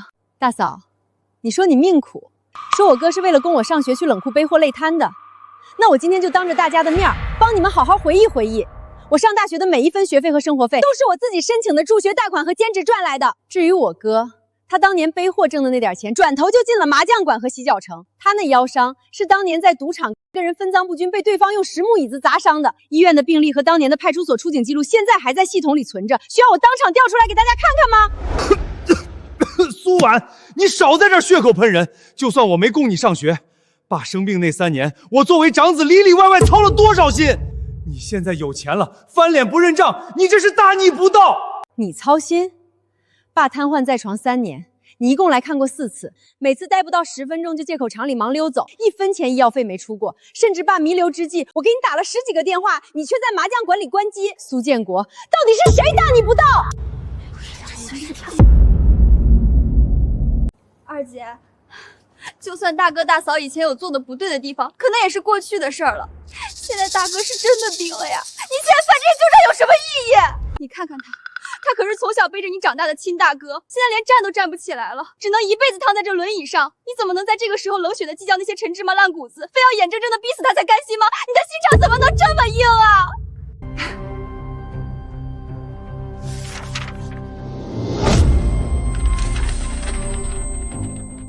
苏敏，你刚才对着镜头口口声声说大哥重病瘫痪，没钱治病，连药都停了，快要死了是吧？大家看清楚了，这是我10分钟前让秘书直接去市医院调取的患者苏建国的真实就诊记录，上面写的清清楚楚，轻度腰肌受损，建议静养。大哥，你这瘫痪的病因可真是医学界的一大奇迹呀！天哪！大家快看，真的是轻度腰肌衰损，这不就是平时干活累了，坐久了腰疼吗？这就叫瘫痪！骗子！这家人居然是骗子，拿个腰疼跑出来装瘫痪骗钱，亏我刚才还觉得他可怜，帮着他们骂人，真是太不要脸了，利用我们的同情心。就是穿得破破烂烂的在这演戏，赶紧报警抓他们！小婉，大哥怎么会拿自己的身体开玩笑呢？大哥是真的身体不行了，胸口闷啊。二姐，在你眼里我们就这么不堪吗？我们只是想求助你而已。求助？好啊，那我今天就当着几十万网友的面帮你们一把，帮我大哥叫一辆救护车，全套的全身检查都安排上，费用我出，所有的费用我苏婉全包了。今天不查出个绝症来，大哥你可千万别下这张轮椅。不要！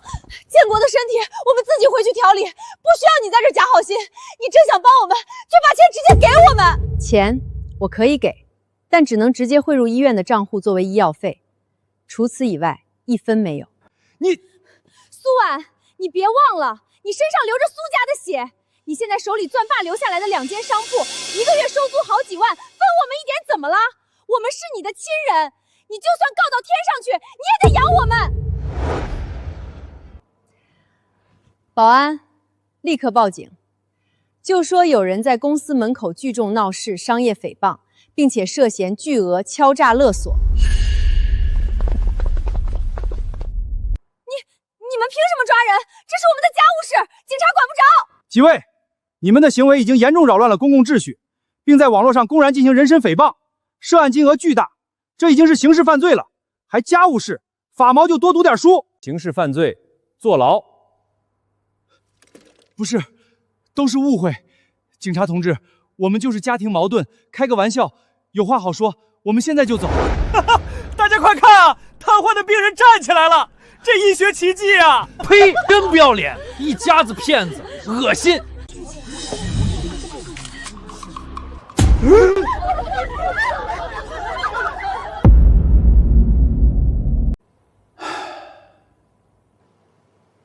小苏啊，这次的危机公关你做得非常好，不仅澄清了事实，还帮公司连带着做了一波正面宣传。现在网上的舆论对我们非常有利。谢谢董事长理解。不过，经过这件事，我想向公司申请休假一段时间。休假？小苏，你现在可是公司的骨干，总经理的位置我一直给你留着呢，这时候休假是不是有点太可惜了？董事长，这3年我绷得太紧了，家里的这些事儿虽然解决了，但我的心太累了。我想暂时离开这个环境，给自己放个假，充充电。行，我准你的假。不过我们说好了，这只是个带薪年假，总经理的办公室永远给你留着，什么时候休息够了，随时回来。谢谢董事长。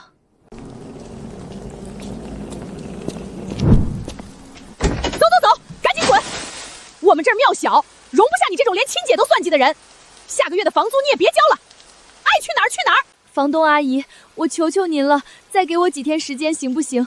我身上真的没钱了。因为之前在公司楼下直播大闹的事，业内同行之间传开了，投出去的简历都因为品行原因石沉大海。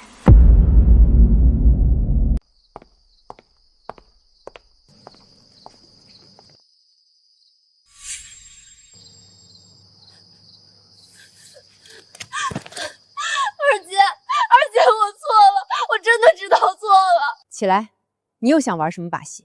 不是的，二姐，我没演戏。这几天我想了很多，以前都是我自私，我被大哥大嫂挑唆，觉得爸偏心，觉得你抢了我的东西，我根本不知道你为了这个家付出了多少。因为之前的直播事件，我被网友扒了出来，没有公司愿意要我，甚至连去便利店兼职都被人认出来，房东还把我赶了出来。大哥呢？你们不是亲兄妹吗？二姐，我想跟你说声对不起，你以前对我那么好，我却恩将仇报，我真该死，我真的知道错了。你有能力有人脉，能不能给我安排一份工作着暂时落脚地方？我发誓，我一旦找到工作我就搬走。知道了。我都这么低声下气了，你为什么都不肯帮我一把，苏婉？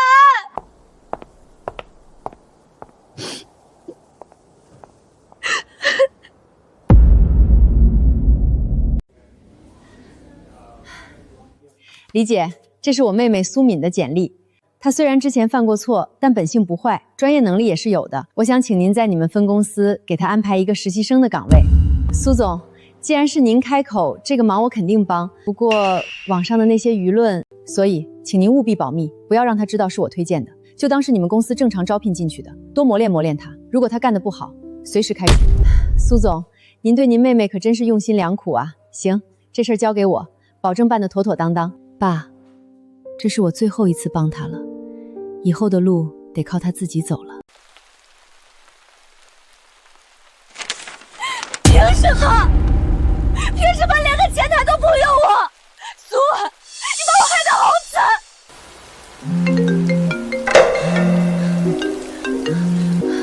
喂，你好，请问是苏敏女士吗？我们这边是华盛实业分公司，我们看到了您的简历，目前有一个行政助理的岗位，包吃包住，月薪6000，请问您有意向过来面试并直接入职吗？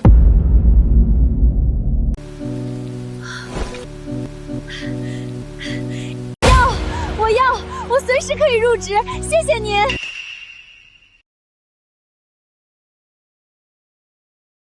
哈，天无绝人之路。苏婉，你以为不帮我就在城里活不下去了吗？我这叫吉人自有天相。苏建国，你是不是个男人啊？债主的电话都快把我手机打爆了，再不还钱，他们说明天就要来拉家去把我们赶出去了，这日子没法过了。你闭嘴！你以为我不想还钱吗？我能借的都借了，现在连高利贷都不借给我了。那就按你之前说的卖房。把我们现在住的，连同老头子留下的这套老屋一起卖了，现在就挂到二手平台上卖。只要能拿到现钱，咱们的厂子就能活，债也能清。这可是爸留下的唯一念想了，要是卖了，别人怎么戳我几两股？再说了，你之前不是执意反对卖房吗？卖了房子我们住哪儿？之前直播那件事儿闹得沸沸扬扬，说不定都没什么人愿意给我们租房。哎呀，你还管以后？现在命都没了，还要什么脸？赶紧挂上去！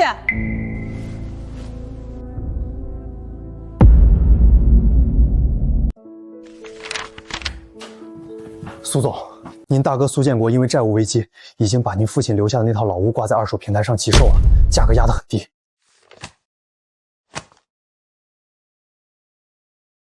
找个信得过的第三方中介，隐瞒我的所有身份信息，以略高于市场价的价格把老屋买下来，产权直接过户到我名下，妥善保存。苏总，您还是太善良了。他们以前那么对您，您现在这等于是变相在给苏建国送钱救急啊！善良？你想多了。他们现在跟我已经没有任何关系了。我买下老屋不是为了帮苏建国，而是为了我爸。我不能看着我爸一辈子的心血落到不相干的外人手里，被糟蹋了。明白了，我这就去照做。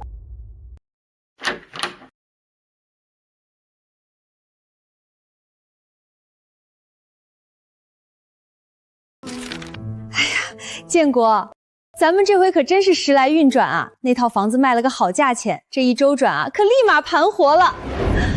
哈哈哈哈哈！哼，我就说我苏建国是做生意的料，之前不过是运气差了点，现在生意起死回生，以后在这城里谁还敢小瞧我？就是，那个苏婉还以为自己了不起，咱们没他帮忙，照样发大财。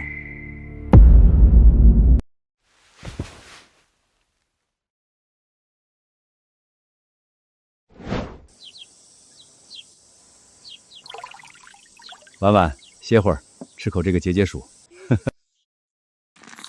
爸，真甜！等我以后赚了大钱，天天给你买大西瓜吃。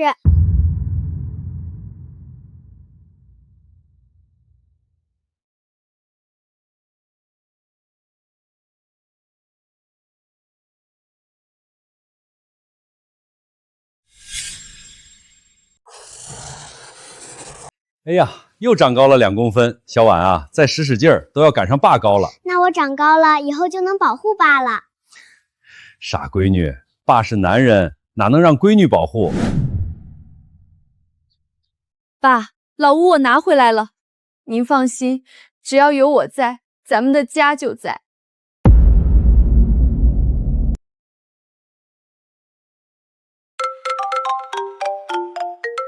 苏总，早。今天就是老董事长的名单了，您看去墓地祭拜的物品需要我这边怎么安排？要不要定做个大点的花圈，或者准备些什么特别的祭品给您送过去？不用，简单大方就好。我爸生前就不喜欢铺张浪费，清清清清的就行，别搞得太惹眼。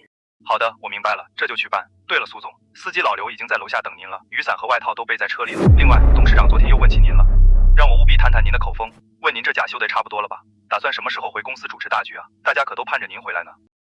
替我谢谢董事长的挂念。等今天祭拜完我爸，把家里的这点烂摊子彻底了结，下周1我就回公司报到。太好了，那我这就去给您安排下周的行程。虽然苏总交代了说要简单，但咱们做下属的绝对不能马虎，面子必须给足。你去联系市里最好的花店，订购最贵最素雅的进口白菊，包装要用黑金丝带的那种，弄好之后直接派专车送到慕田去。你亲自盯着，机灵点，千万别耽误了苏总的事儿。明白，我这就亲自去办，保证办得漂漂亮亮的。爸，小婉来看您了。这半年发生了很多事，不过您放心，我都处理得挺好，没给咱们苏家丢脸。您在那边也要照顾好自己。哎呦，小婉啊，大姑老远就看着像你，这下着雨的，天又冷，你一个人怎么来的这么早啊？吃早饭了没？哎，这日子过得真是不经混啊！一眨眼儿，大哥都走3年了。看着大哥这墓碑，再看看咱们自己，这腿脚是一天不如一天了。我都觉得咱们这把老骨头，半截身子都快入土了，恐怕过不了几年，也得下去跟大哥凑一桌打麻将喽。二哥，还敢大清早在墓地呢？别说这种丧气话，怪瘆人的。大哥在天之灵保佑咱们平平安安的就行了。小婉啊，你最近在干什么呢？怎么看着瘦了这么多？最近还在上班吗？大姑，我最近在家休息呢，一直没去上班。没去上班？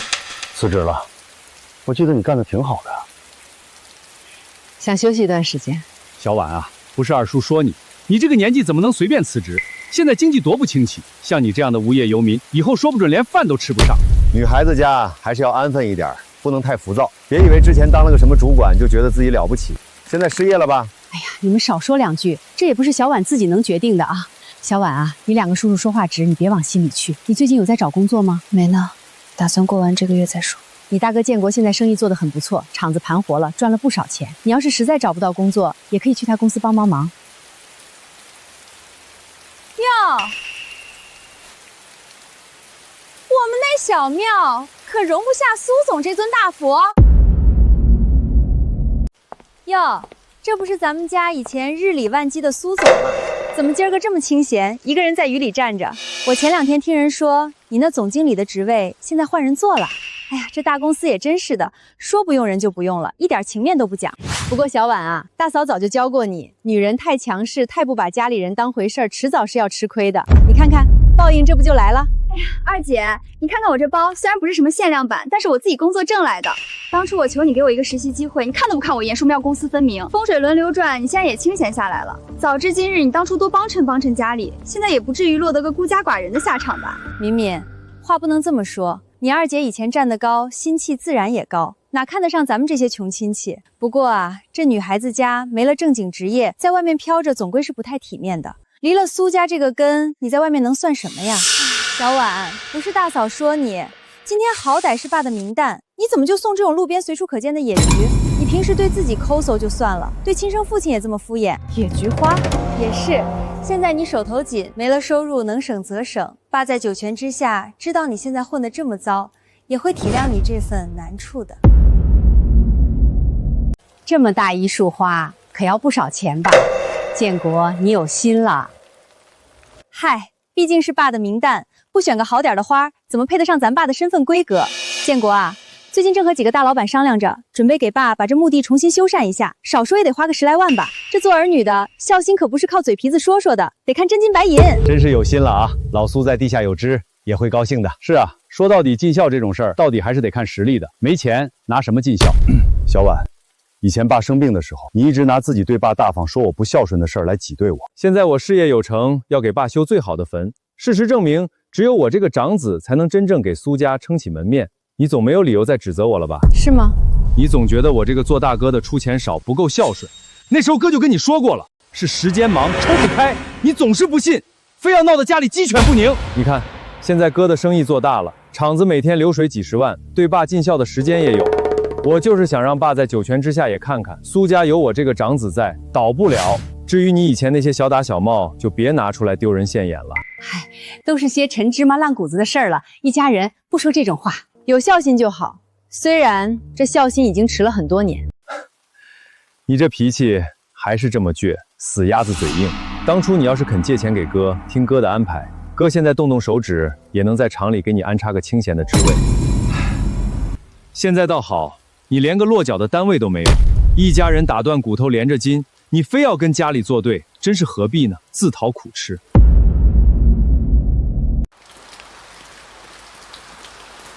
我不需要大哥的帮忙。二姐，你这就是死要面子活受罪，你也不看看自己现在什么岁数了，再这么拖下去，外面的大公司都会嫌弃你年纪大，到时候更不好找工作。你以为你还是以前那个风光的苏总啊？要不这样吧，你低个头，求求我来我们公司，我可以帮你向主管介绍介绍，去当个前台或者保洁，虽然挣得少，但起码包吃包住。看在亲戚一场的份上，我总不能眼睁睁看你流落街头吧？我这可是念着姐妹情分呢。你一个刚入职的普通业务员，也能决定公司人事的事情吗？哎呀，小婉，敏敏这也是一片好心，你怎么还不识好歹呢？不过说句实在话，你现在啊还真是不如敏敏。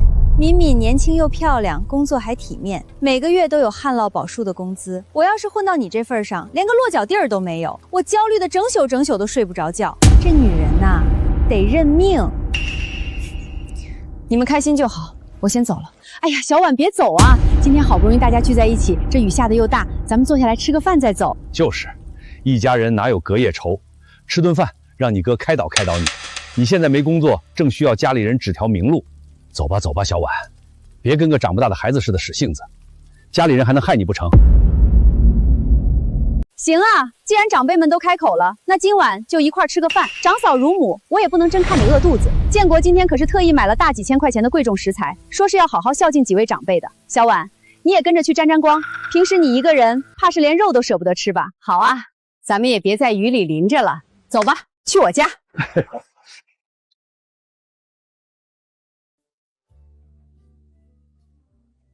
建国啊，看你这意气风发的样子，咱们家最近的生意做的是越来越大了吧？这才是咱们苏家的顶梁柱啊！二叔，也就一般般。最近刚拿下了几个市政的配套项目，每天也就几十万的流水，真不算什么大生意。每天忙得脚不沾地，累人的很。不过为了这个家，我再累也值得。建国就是太低调了。二叔，我跟你们说，我们最近正合计着在市中心买套新房子呢。我们要求也不高，就买个独栋别墅就行，地段要好，环境要安静，不然配不上建国现在的身份。毕竟咱们现在接触的都是上流社会的人了。真是啊！其实钱不钱的都是次要的，我心里一直有个遗憾。本来我是想把爸留下的那套老房子买回来的，毕竟那是咱们苏家的根，我作为长子，理应守住这份家业。可谁知道那个买家神秘得很，我都托人开出高价了，对方说什么也不肯卖，真是不识抬举。开高价，我作为买家怎么从来不知道？真是够装模作样的。二姐，你现在没工作了，住在哪里啊？不会是那种几百块钱一个月的地下室吧？就市里的一个公寓。哎呦，公寓，小婉，现在的公寓房租可不低啊，一个月少说也得几千块吧？你现在又没工作，只出不进的，哪里负担得起啊？年轻人就是爱慕虚荣，就是没收入还住什么公寓，打肿脸充胖子。要我说，你回去就换个老破小或者城中村住一住吧，可别到时候连房租都交不起，被房东给撵到大街上去，那我们苏家的脸可就丢尽了。是啊，二姐，我知道由奢入俭难，但是我们什么水平就该花什么钱，对不对？什么水平就该花什么钱，这句话居然能从你嘴里说出来，也是不容易。二姐，我好好劝你，你怎么这么说话？小婉啊，二叔知道你从小脾气就硬，像头倔驴似的，但听二叔一句劝，今时不同往事了。做人呢，得懂得看清形势。你脱离了家庭，在社会上就是个任人拿捏的软柿子。你跟你哥服个软，求求建国，让他给你在厂里安排个差事。这毕竟是一家人，打断骨头连着筋，你低个头不丢人。你哥现在发达了，还能真看着你饿死街头？这就是有家人的好处。既然二叔都替你说话了，小婉，我也表个态。只要你今天当着长代的面，好好承认你以前的错误，自罚3杯，保证以后都听大哥的话。回头我跟厂里的经理打个招呼，给你安排个车间质检的工作，虽然累点，但养活你绝对没问题。哥这也是为了磨练你的性子，免得你以后再吃亏。就是啊，二姐，大哥心胸宽广，自己发达了，心里还时刻记挂着家里人，可不像你当初得势的时候那么冷血，连个实习机会都不肯给我。大哥现在不计前嫌拉你一把，你可别不识好歹，赶紧敬大哥一杯吧。不需要。小婉，你这脾气还真是一点没变，都什么时候了，还在这儿挑3拣4的。大嫂说话直，你摸着良心想想，你现在除了那张没用的文凭还有什么？要经验没经验，要技术没技术，干啥啥不行。建国能给你个工作机会，收留你这个闲人，你呀就该躲在被窝里偷着乐了，还在这儿端着什么架子？不过咱们丑话说在前头，去厂里上班可以，得心眼干净。大嫂，你说什么？都是一家人，我话不想说的太难听，只要你别再做出像以前那样联合外面的律师来欺骗家里人、损人不利己的事情就行了。不是大嫂说你啊，你必须得改改你这自私自利的毛病。毕竟像你这种品行的人，换做一般的老板，谁敢用啊？我们这也是看在你是亲妹妹的份上，破格容忍你，给你重新做人的机会。你们可真会颠倒黑白，当初到底是谁占了便宜，又是谁没脸没皮的在我公司楼下大闹，装病瘫痪开直播，最后被当众拆穿，抱头鼠窜。如果你们忘记了，我不介意把当年的出警记录和医院证明再给你们念一遍。苏婉，你存心找不痛快是不是？我给你脸你不要脸，都是过去的事情了。天天翻这些陈芝麻烂谷子的旧账，有意思吗？我们现在是可怜你，你别给脸不要脸。好了好了，大家都少说两句。今天是德山的鸣蝉，大家好好坐在一起吃个饭，戾气别这么重，动不动就争得脸红脖子粗的，多没意思啊！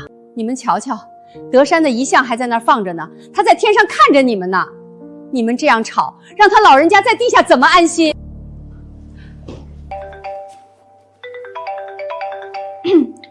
喂，亲爱的，人家正跟家里人吃饭呢。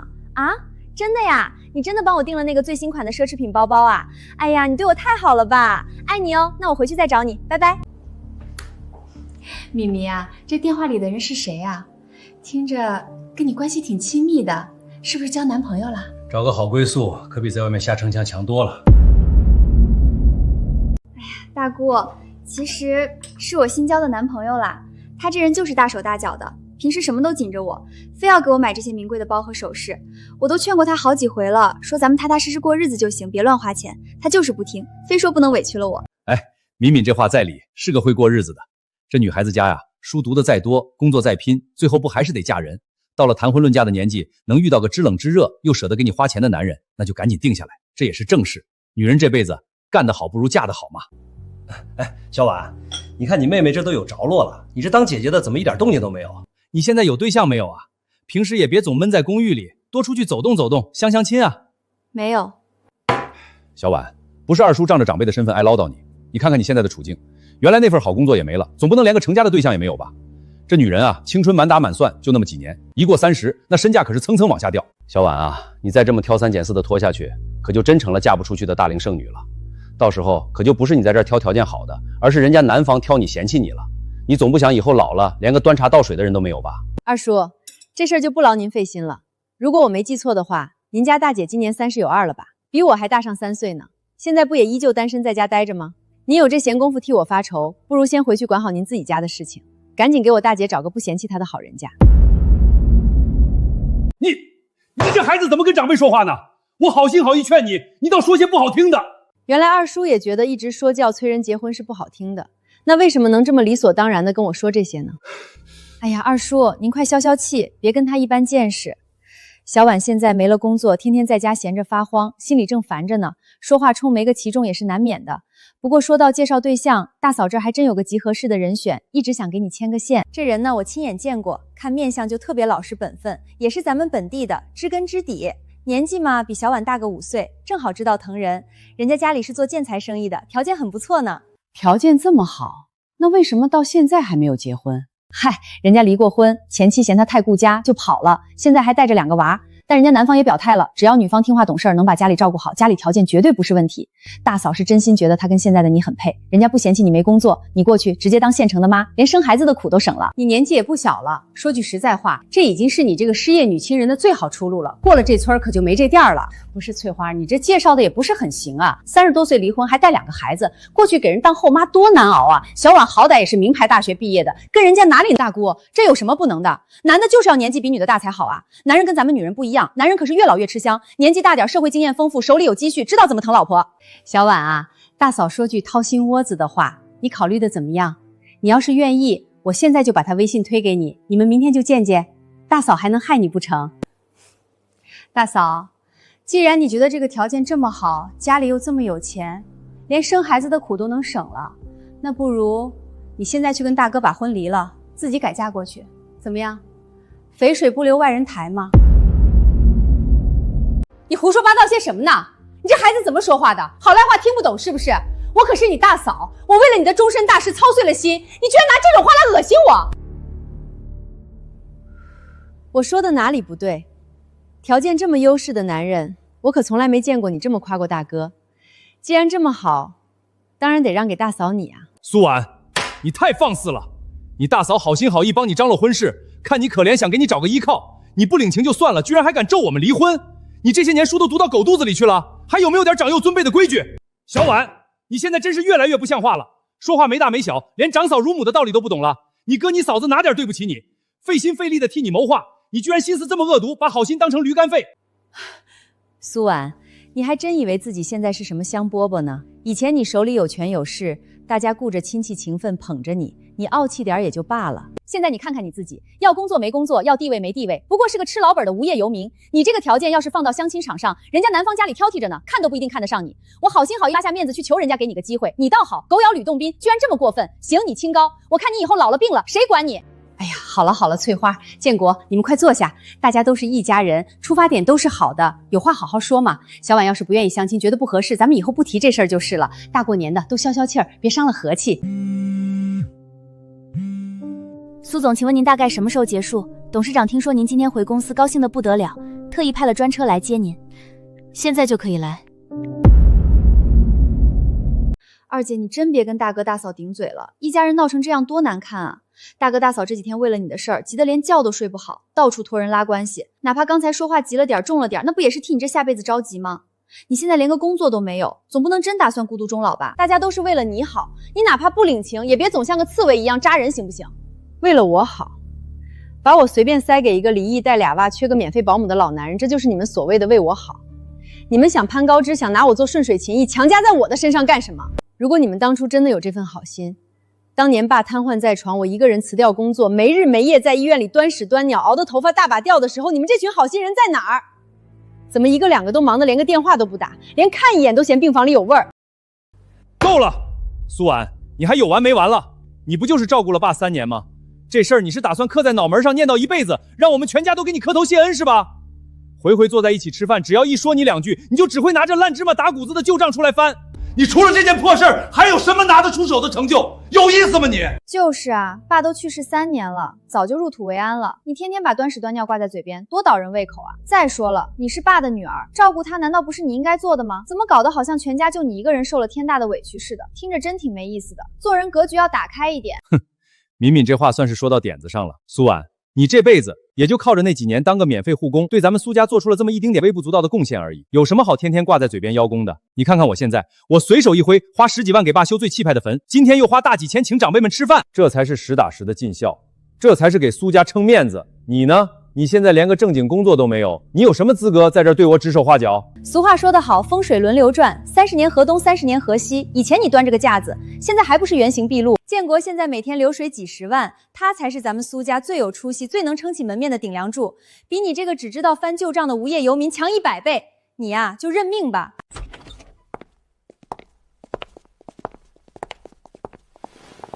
苏总，让您久等了。董事长和全体董事会成员已经在集团1号会议室准备就绪，我们特意调了专车车队来接您回去主持下午的年度总结大会。苏总，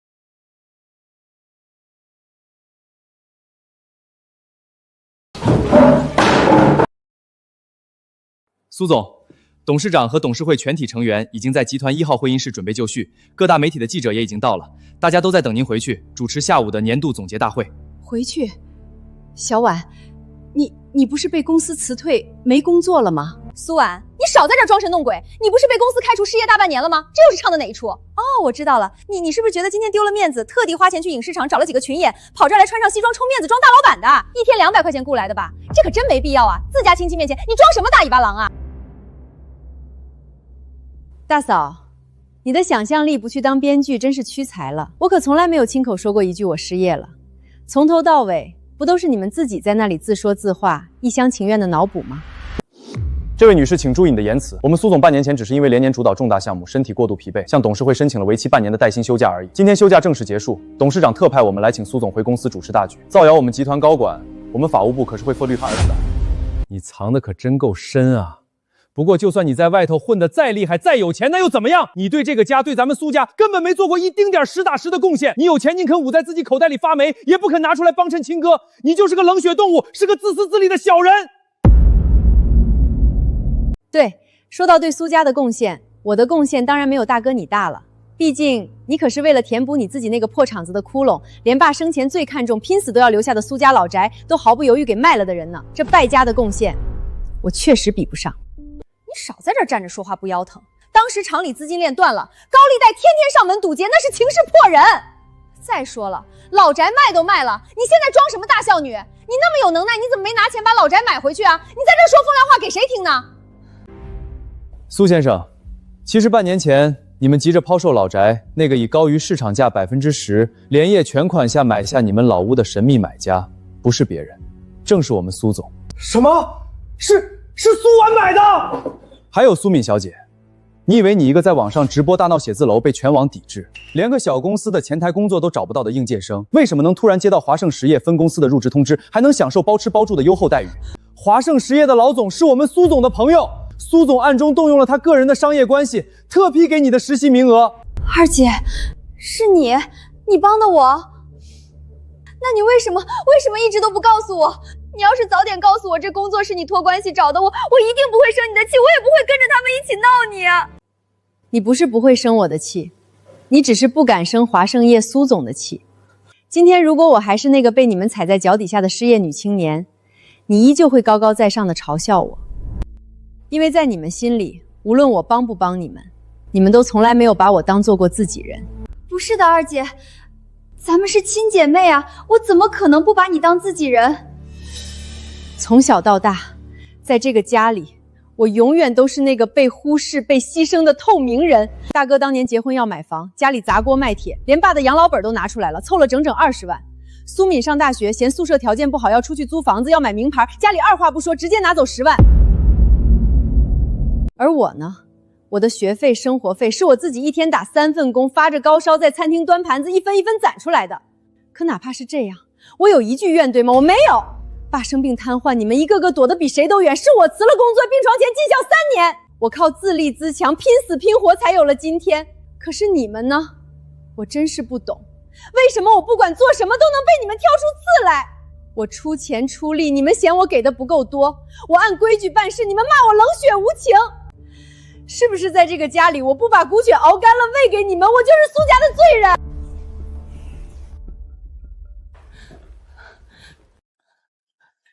小婉，是大姑不好，是咱们这些长辈瞎了眼呢。当年我们由着你爸偏心，没替你多说一句话，是我们老苏家对不住你这孩子啊，你受委屈了。大姑，现在说这些已经太迟了。小婉，你说这么多拐弯抹角的，无非就是觉得小时候家里对你不够公平，觉得你受委屈了，是不是？可是你摸着良心算算，10几年都过去了，爸临走前给你留了这几百万的商铺，那是普通人一辈子都赚不来的钱。你以前受的那些再大的创伤，也早就该弥补了吧？你现在站在这里无病矮青，揪着过去不放，真没什么意思。就是啊，二姐，网上不都说嘛，钱在哪里，爱就在哪里。你得到了爸手里最多的钱，你还有什么好委屈、好抱怨的？爸这个人也真是的，表面上从小把我跟大哥当做家里的宝贝，可是临了也没公平到哪里去啊。咱们兄妹3人的身份，现在简直是天差地别，你有什么可委屈的？小婉，大嫂说句公道话，你伺候了老爷子3年，这不假，但你最后可是得到了几百万的商铺啊！这笔账换做外面任何一个人，哪怕是去请个高级护工，谁不愿意做？你现在得了便宜还卖乖，口口声声说自己多委屈多辛苦，你不觉得太可笑了吗？换谁都愿意做，那当时你们为什么不去？说白了，你们就是利欲熏心，想要得到既得利益，但又不想付出任何代价。大嫂，亲情不是你们在菜市场买菜，不是拿来算计权衡利弊的筹码。你别把话说得那么高尚。俗话说得好，久病床前无孝子，这是人之常情。如果爸走的时候1分钱都没给你留，你敢说你心里难道不会有一丝怨怼吗？大家都是成年人，说白了，你自己也是想靠着伺候爸的晚年来得到这笔遗产罢了。事实就是，现在我们一无所有，而你赚得盆满钵满，你有什么资格在这指责我们？大哥，你用这种肮脏的心思来揣度别人，真是滑稽至极。你完全想错了。切，装什么假清高？钱还不是进了你的口袋？爸从来没有放弃过你们，就算他人走了，其实也早就为你们想好了后路。你这句话是什么意思？什么叫想好了后路？退路？小婉，是不是老爷子还偷偷留了什么值钱的东西，我们不知道的？是。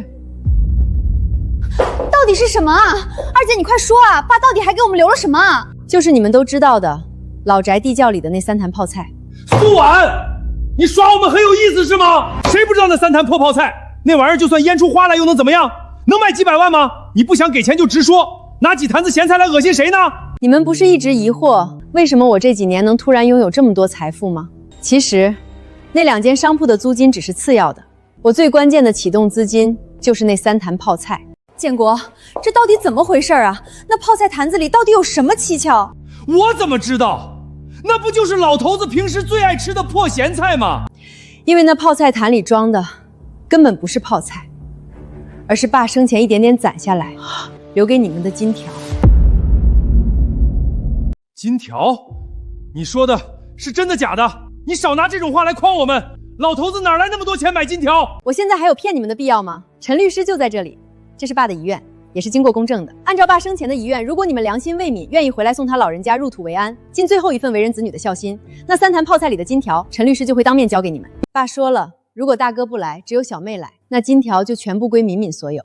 爸知道你爱美爱攀比，他说这些金条是留给你以后出嫁的嫁妆，怕你以后在婆家受委屈。如果大哥你来了，那这些金条就全归你。爸知道你厂子经营不善，欠了一屁股债，按照那些金条的价值，变卖之后足够偿还你所有的债务，大大减轻你的负担。他到死都在替你这个长子操心，但这一切的前提都是你们愿意回来。可惜啊，你们当时被那份遗嘱冲昏了头脑，骂他老糊涂，连爸最后的葬礼都不肯参加。你们的脑子里只有利益，没有爸，没有亲情，什么都没有。苏建国，我曾经是真心实意把你当成我敬重的大哥的，可你呢？你一而再再而三的让我失望。我不止一次在深夜里疑惑，我到底是不是爸妈亲生的？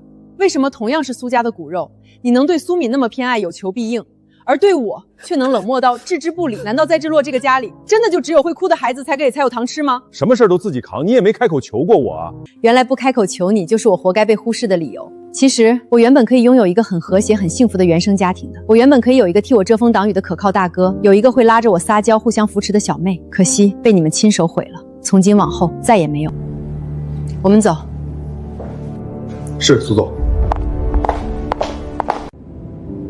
父亲冥诞过后的那个深秋，我收到了大哥字迹斑驳的道歉信，也接汤了小妹带着哭涩的认错电话。